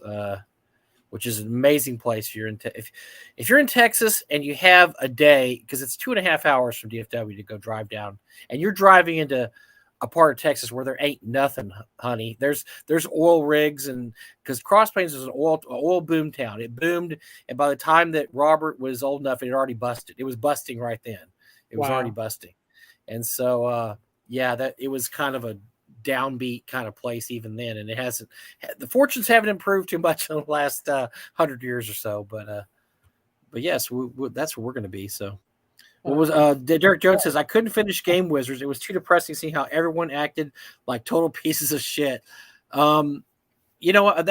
That's I think the cautionary tale here is this is what happens when ordinary people get thrown a whole bunch of money very quickly and don't really have a plan. And for all Gary's good parts, he had his faults too. And I think he just didn't know how to run a big business. That's John Peterson makes that very obvious that nobody in this knew how to run it. You know who knew how to run a big business was Lorraine Williams. And that's why the first thing she did when she got in is said, I'm going to get rid of you, and I'm going to get rid of you, and I'm going to get rid of you. And it's got to go. But by the way, the person that was nearly abandoned. Whoa, it's Steve Winter too. Oh my God. Wow. Yeah, no, Steve Winter, he went cross plays this one year. That was one of my favorite trips of all time. Thank you very much. And for all that, Gary pays him back by trying to leave him in Washington State, not invite him to the con. So way to go, Gary. You just just poop all over. Throw him to the curve. He's no longer valued. George would like to know if there's anything that the con needs. Not, honestly, you're doing so good this year, guys. I don't want to say, I never want to say that we won't use donations. We will use anything donated. It will either go on the live auction, silent auction, or midnight auction, or one of the auctions I have on the Nortex RPG Con auction page. So I would never say, no, we don't need anything, but we're doing pretty good this year. We're actually doing fine. We're able to pay for the con this year, plus put a little aside. And that's what we hope to do every year is just put a little more aside so we can start building up our war chest, just so we'll have that money to be able to do stuff and be able to invite special guests like Steve Winter and Greg Gillespie and those kind of guys. So we appreciate Gary's still apologizing there. Yeah. Gary, I'm just ripping you, man. I'm just having fun with you. I'm just busting your balls, man. I'm busting your balls. Your family. That's what happens to family. But yes, if anybody wants to ship us anything, we've accepted tons of donations over the years. Weird stuff. A guy once gave me his comic collection. I took it. It had a bunch of D&D comics in it, and so he gave us that. I think it was Steve Marsh one year gave us a whole box full of historical books, like how to the medieval villages and one was how did ancient villages get water? It was just crazy stuff like that. But we'll take it. We'll put it in the silent auction. Put it in there. One was a book about Roman emperors. I'll probably save that and give that to Alyssa this year. Maybe she'd be interested in it. But yeah, anything you can donate, we take it and we find a place for it. If it's not obvious how it should be taken care of, it probably is going to end up in the midnight auction, which still makes money for the con and still does well. Good. So. Goodman Games are announced they'll be doing arbitration. Well, I wonder why. I wonder why they're announcing that now. Eric, have you seen the Kickstarter for Dark Tower? Did it break $250,000? I lost track. Oh, I think it's way past. Let's see. Kickstarter. I have it up. Wait. Oh, I got so many Kickstarter. Return to Dark Tower. Let's see what Return to Dark Tower is at so far. Wait. It's not Return to Dark Tower, is it? No. It's where is I'm looking at the old Dark Tower one. Where's the new one? Oh, let me look up Goodman Games. That's what I'm not looking up. I am not surprised they're going to do. Here it is. Dark Tower Reincarnated. Okay, so let's see what they're doing. They are at the grand total of $358,000. By the way, folks, I have the original. I think it's great. I am not buying anything else that's going to sit in my on my shelf. They still have 3 weeks to go. By the way, 20 days left. This is gonna. Yeah. This might get up. This probably get 400,000, maybe $500,000. This is already their most successful Kickstarter that Goodman Games has ever done. So yes, I am not surprised they're immediately going to telling us they're going to do Caverns of Thracia, which, to my mind, I'll be honest with you, I think Caverns of Thracia is a better adventure than Dark Tower. I've read Caverns of Thracia twice in my life, and it was epic adventure both times, absolutely epic. So, oddly enough, I've never run Dark Tower. I've run Caverns of Thracia twice, but yeah, it's amazing that the attention, these things, you just don't know what's going to blow up, do you? You just don't really know what's going to blow up. So this just blew up for whatever reason, and I'm happy for Janelle. I don't know that Janelle May is making any money off this. She might not be, but I'm very happy that people still know who she is because of this. So yes. Gary says, don't listen to Mike. They take all donations. You can submit a late event, Greg, but there's only like 3 days left. Nobody's signing up for events. So you can go ahead. Go ahead and I am Gary. It'll make everybody feel better. But I'm just saying, you might as well just slap that game up on the board and say, hey, show up, kids. Just an old TSR products by Goodman Games. I don't know. I think Goodman Games is going to be doing Dark Tower and Caverns of Thracia for a while. They seem to hit a honeypot here. I have to remember, they're not licensing the IP. They bought the IP. All right, so it's not like they got to pay a licensing fee. They've already paid for it up front, and they've probably made back their money and then some already on the first one. So the next one's going to be pure profit. I don't know. I'm trying to think. So the Goodman Games had their TSR series where they did let's see if we can remember the books. The first one's B1, B2, right? The second one was oh shit, I'm gonna forget these. Isle of Dread. They did okay. Well, I'm not gonna do them in order. They did Castle Amber. They did Temple of Elemental Evil, which is the last one. They've done Lost City. They did the Lost City. They did Expedition of the Barrier Peaks. I think that's about it, right? So if you think about what kind of epic adventures they haven't done yet, all we have left are maybe Against the Giants. That's a pretty perennial awesome adventure. But TSR has done that. WotC's done like 5 versions of Against the Giants the last few years. Maybe Ravenloft. Ravenloft might be one. I mean, they pretty much hit all the high points at this point.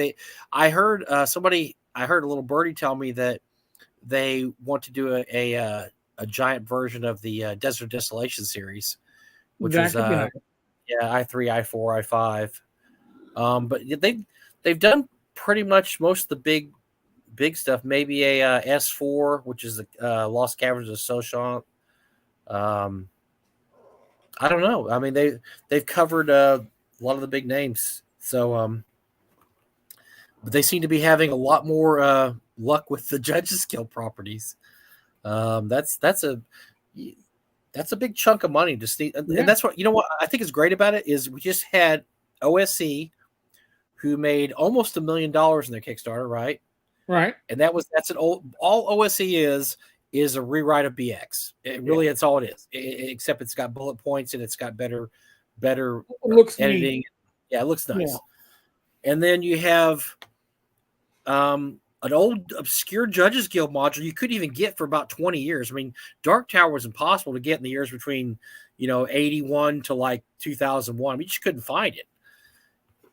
And I think this is really, really, really good for old school gaming. This shows there are a lot of old school gamers out there, and they'll spend money, and they're not afraid to spend money. And I think that is very. I mean, yes, 5e is still the 800-pound gorilla, and they're doing great. But I think there's a lot of money to still be had in old school gaming, Eric. I mean, I just think this proves it. Definitely. Listen, Rising Tide lifts all ships. We've seen that. George, if you have Mike's Facebook, PM Mike, he'll get you the info. And as Gary has said, they don't turn down any donations. They'll find a way to make it. Yes, I'm on a Facebook, Mike Battleotto on Facebook. So and just get in touch with me, and I'll make a connection. Yep. Yes, X1, B4. Oh yeah, I forgot the Isle of Dread series. They did that, and I think the thing is cool about them is if you look at the first few they did which was the Isle of Dread, and I think the B. They're not really that great. I don't think they did a good job, but Goodman's gotten better and better the farther they've gotten their series. That their books are higher quality, the layouts are better, the printing's better. Their first few, I thought the Isle of Dread book actually didn't look very good at all. I was very disappointed in how it looked. But I think now the stuff they're putting out now is much, much better. They've definitely been putting more money into it, and they've definitely made a better show of those classics revisited series. Yeah, no. Yeah, the first one, the paper was cheap. Yeah, it was cheap. I thought so too. I thought it was cheap. I thought the whole presentation was cheap. I was not impressed by. I want to say that was the Isle of Dread book because I remember being really disappointed in that one. I thought this is just not very good. Yeah, and I really, honestly, I thought that Goodwin was not going to be able to keep the license with the quality of the paper alone because it had a bleed through. The next one, they use a heavier paper, a whiter paper. So again, I'm not trying to be a critic, but just throwing that out there. They could do GDQ, and that would sell. I gotta say. It would sell, but look, Temple of Elemental Evil. Did you see that? I think it was 2 freaking volumes. It was huge. Have it. And GDQ, like somebody said here, GDQ might be like this big because they do a 5th edition version plus they do a regular version, so they're really doing 2 in there. All right. So supposedly, according to Matthew Melman, Goodman may be involved with an actual Greyhawk project as well. Apparently, Lord Gosumba and Anna Meyer is an amazing. I actually believe I back her Patreon. She is an amazing photographer. So Matt believes that Goodman was a partner on it. Not 100% sure. I'd love to find out because I'd love to see Greyhawk come back, given some respect. It's like the Rodney Dangerfield of settings right now. It's like got no respect. It's being left to the side. Q1 is politically complicated. Q1 could be listen, the D series could be a wreck. So the G series. So this is really interesting because this is one of the, I mean, I love this series. I've run the Giant series many times, but here's the deal about the Giant series. It's very skimpy. Those rooms are, I mean, we're talking like little 16-page modules. They're very, very skimpy, and they just have. This room, there's these giants here. I mean, you would have to do a lot of fleshing out, really. When you get to the D series, it takes a total 100%, 180-degree turn in what it's about. The D series is hex crawling, if you think about it. You have this giant map of the Underdark, and it shows you the path that you should take, the quickest path to the Vault of the Drow. But you can go anywhere off the map, and it doesn't really describe a lot of the extra hexes. That's something that you have to do yourself. You have to create these hexes, but it's really this giant hex crawl. And there's the Kuatoan shrine. There's just all these little the big giant cavern that has all the troglodytes and bugbears. I mean, there's just all these little things along the way, and so it was not the kind of adventure that TSR usually put out. A lot of people got really confused by the D series because, like, wait, I don't understand. This isn't really a dungeon, and it wasn't. It was more like a wilderness adventure underground. It was basically like a classic hex crawl, except it's underground, not above ground, which is kind of genius if you think about it. But they didn't explain it that way. It was very skimpy. It was very skimpy, and then D3. You get to D3, and you're not. First of all, you don't really know what you're supposed to do because here's the deal. For those of you who remember the whole series, there's a group of Drow that are manipulating giants to attack people. These Drow are led by a Clavdra who runs a heretic branch of the Drow that doesn't worship Loth, the Spider Queen.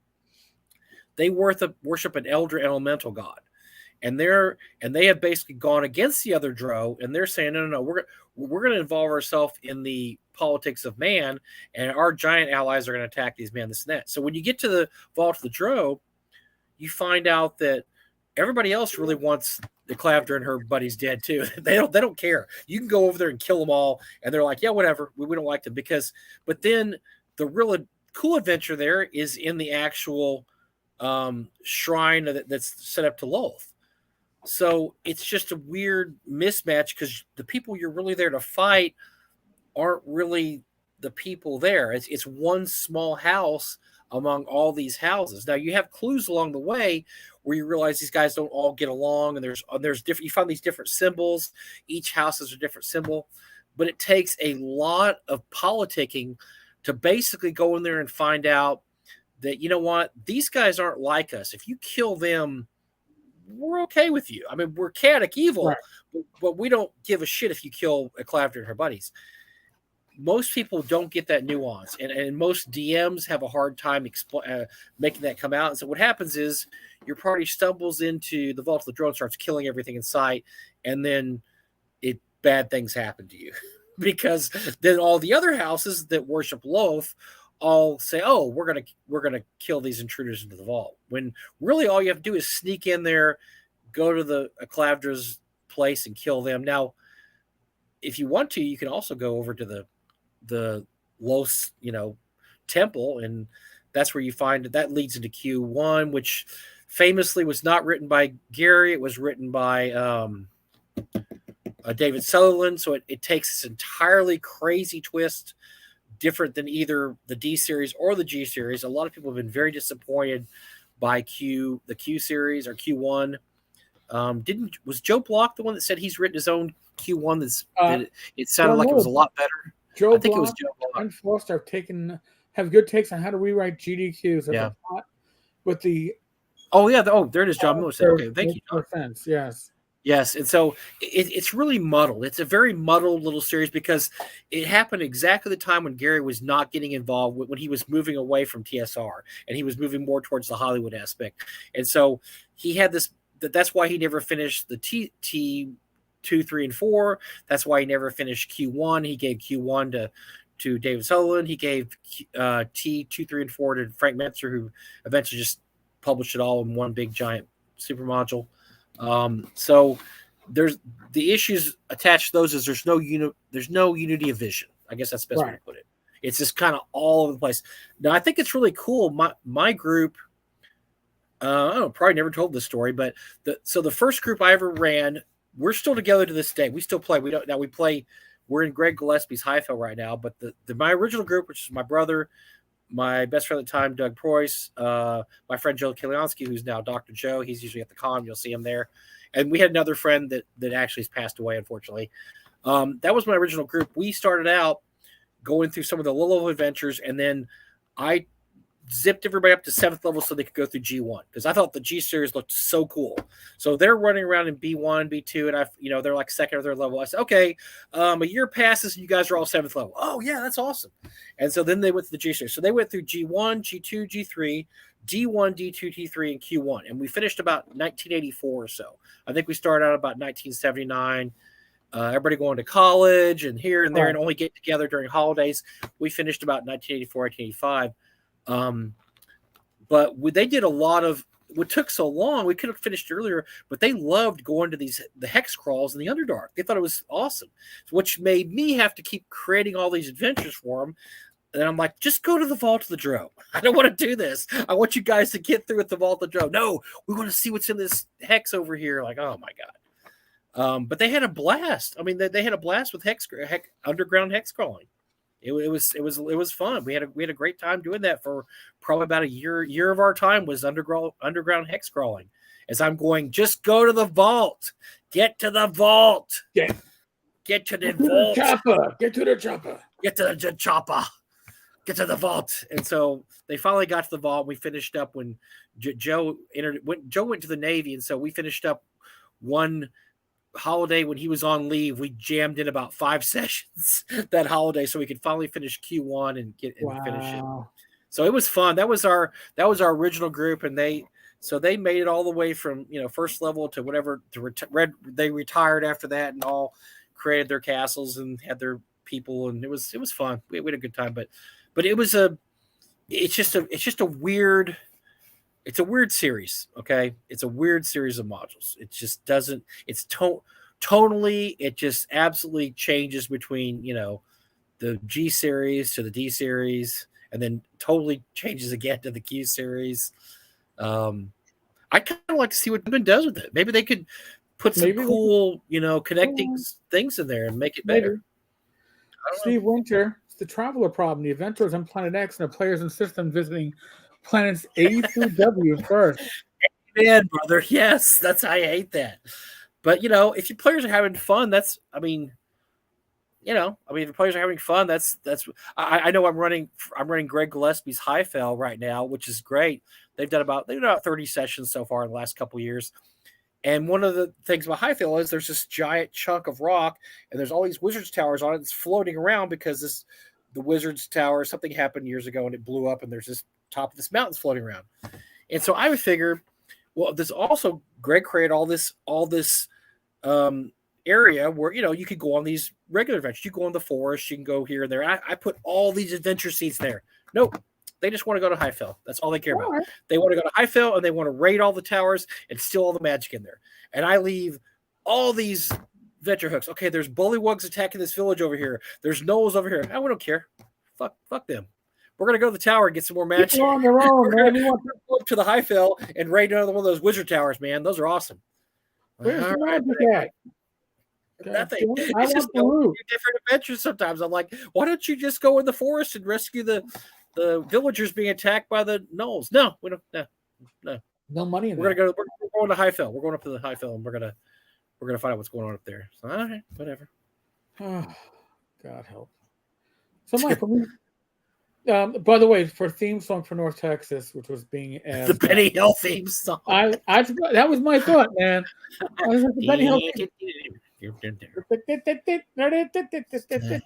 Well, I like to stay too. Jackson Brown Stay is good, but I'll tell you what. So the theme song last year, we had a theme song last year. Nobody's going to remember this, but before the midnight auction, I had this is how sad my production abilities are. I had my iPad playing music, and I had the microphone on my iPad, and I'm going to post the link here so Eric can post. I'll show you what song we had. This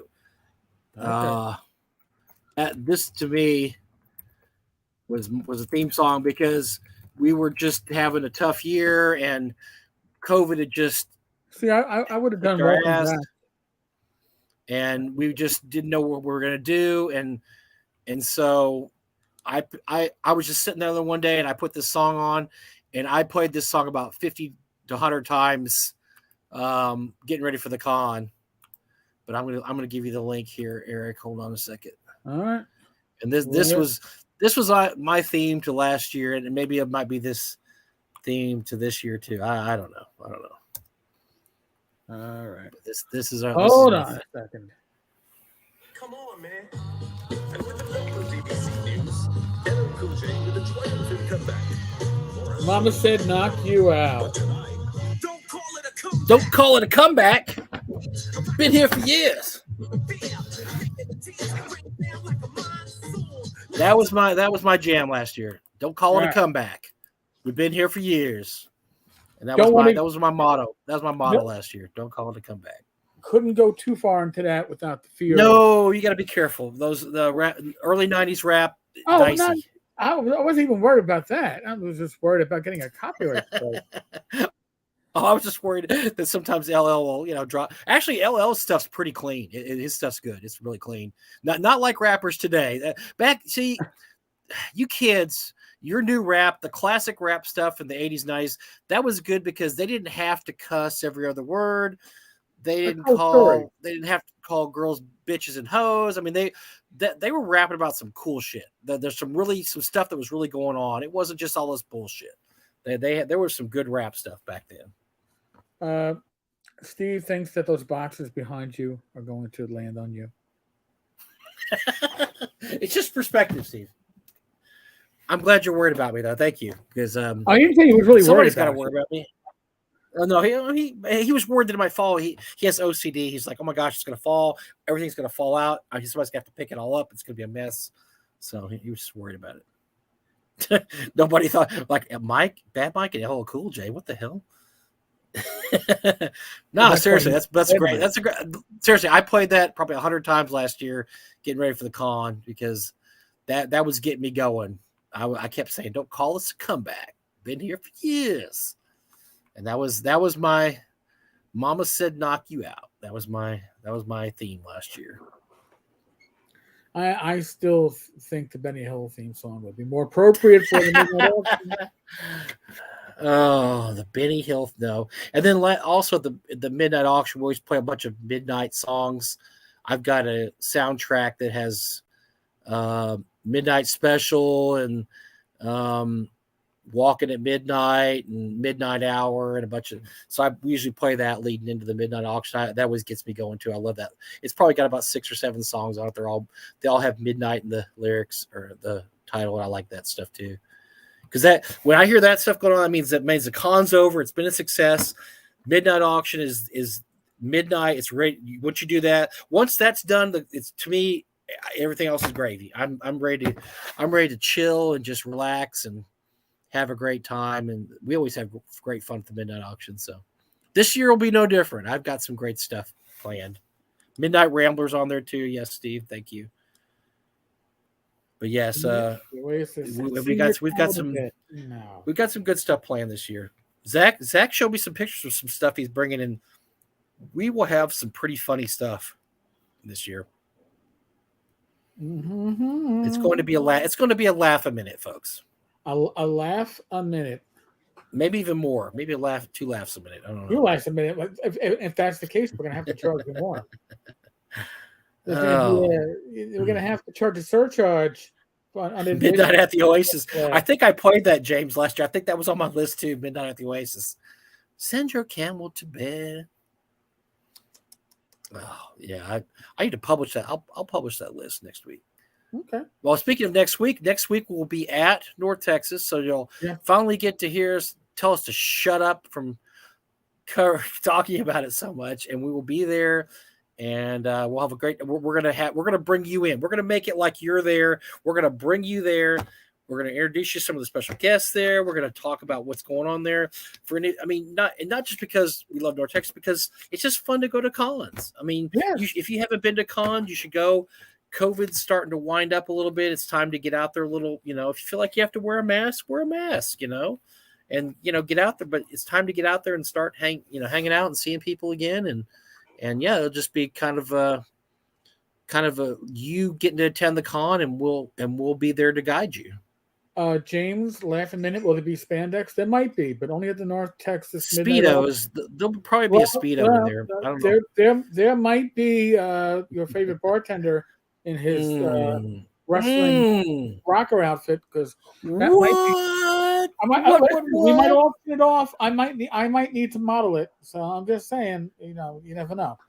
But I would like to promise you that there is no chance we'll see my brother in the Speedo this year. I would love to promise you that, but I can't. So we'll just roll on and just pretend like, if it happens, it happens, folks. It happened.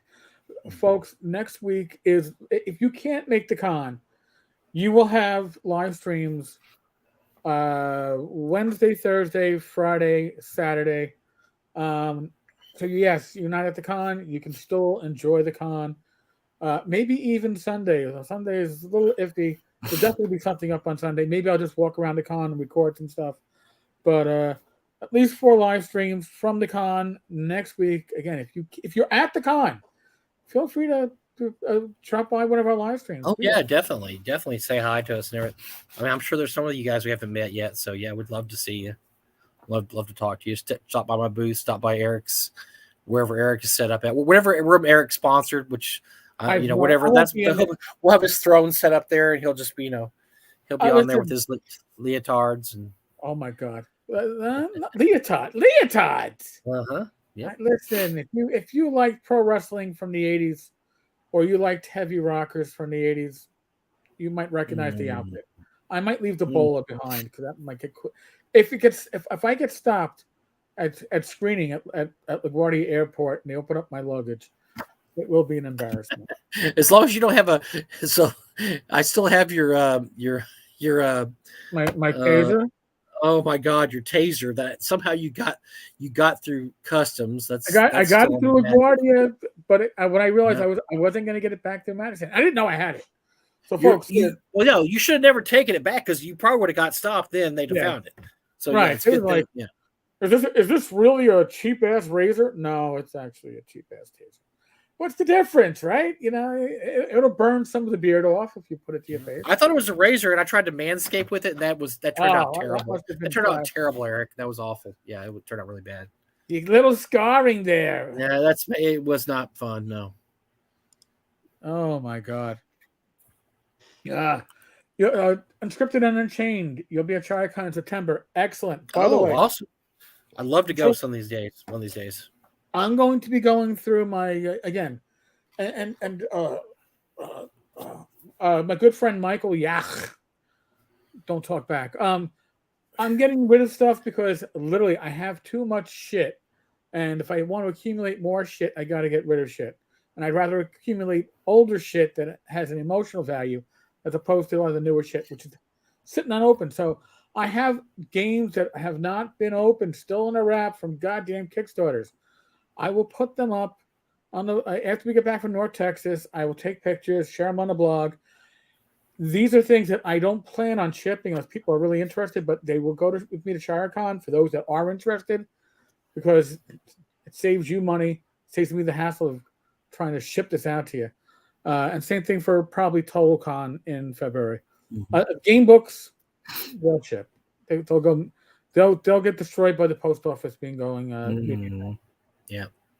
What can I tell you? But I got Pathfinder shit. Sorry, Pathfinder, great stuff. 4E stuff, early 5E stuff. That I have the Rick and Morty D&D starter set. Still in the wrap. That's a nice one. That's a nice one. Yeah. Yeah. I've never opened it up, so yeah. It's time for me to clear out the shelves and make my wife happy as I still accumulate stuff. By the way, I didn't say I stopped collecting stuff. My reprint of Call of Cthulhu arrived today. That is an amazing box. So the Call of Cthulhu box set. So that is something I will use and read. So nice. Mike, do we have anything else to cover, or do we cover it all? Check out Chad Revenge on Twitter. He posted some new stuff today. It's funny as always. That's about it. Until next week. Well, next week live. Yeah, we don't have any plans past June, so I don't know. We'll work on getting some special guests while we're at the con, and we'll try to sign them up for after the con. Because we'll actually be talking to people. We'll have people there we can actually deal with personally. So we'll see if we can get any of those people at the con. James, yes, the Mexican wrestling costume. The I don't know, Anthrax / Van Halen costume. Yes, that. Why don't I take it to North Texas? Because I am not driving. I am flying. So no, it ain't happening. If I have a game misspelled with a J in the middle, you know the man.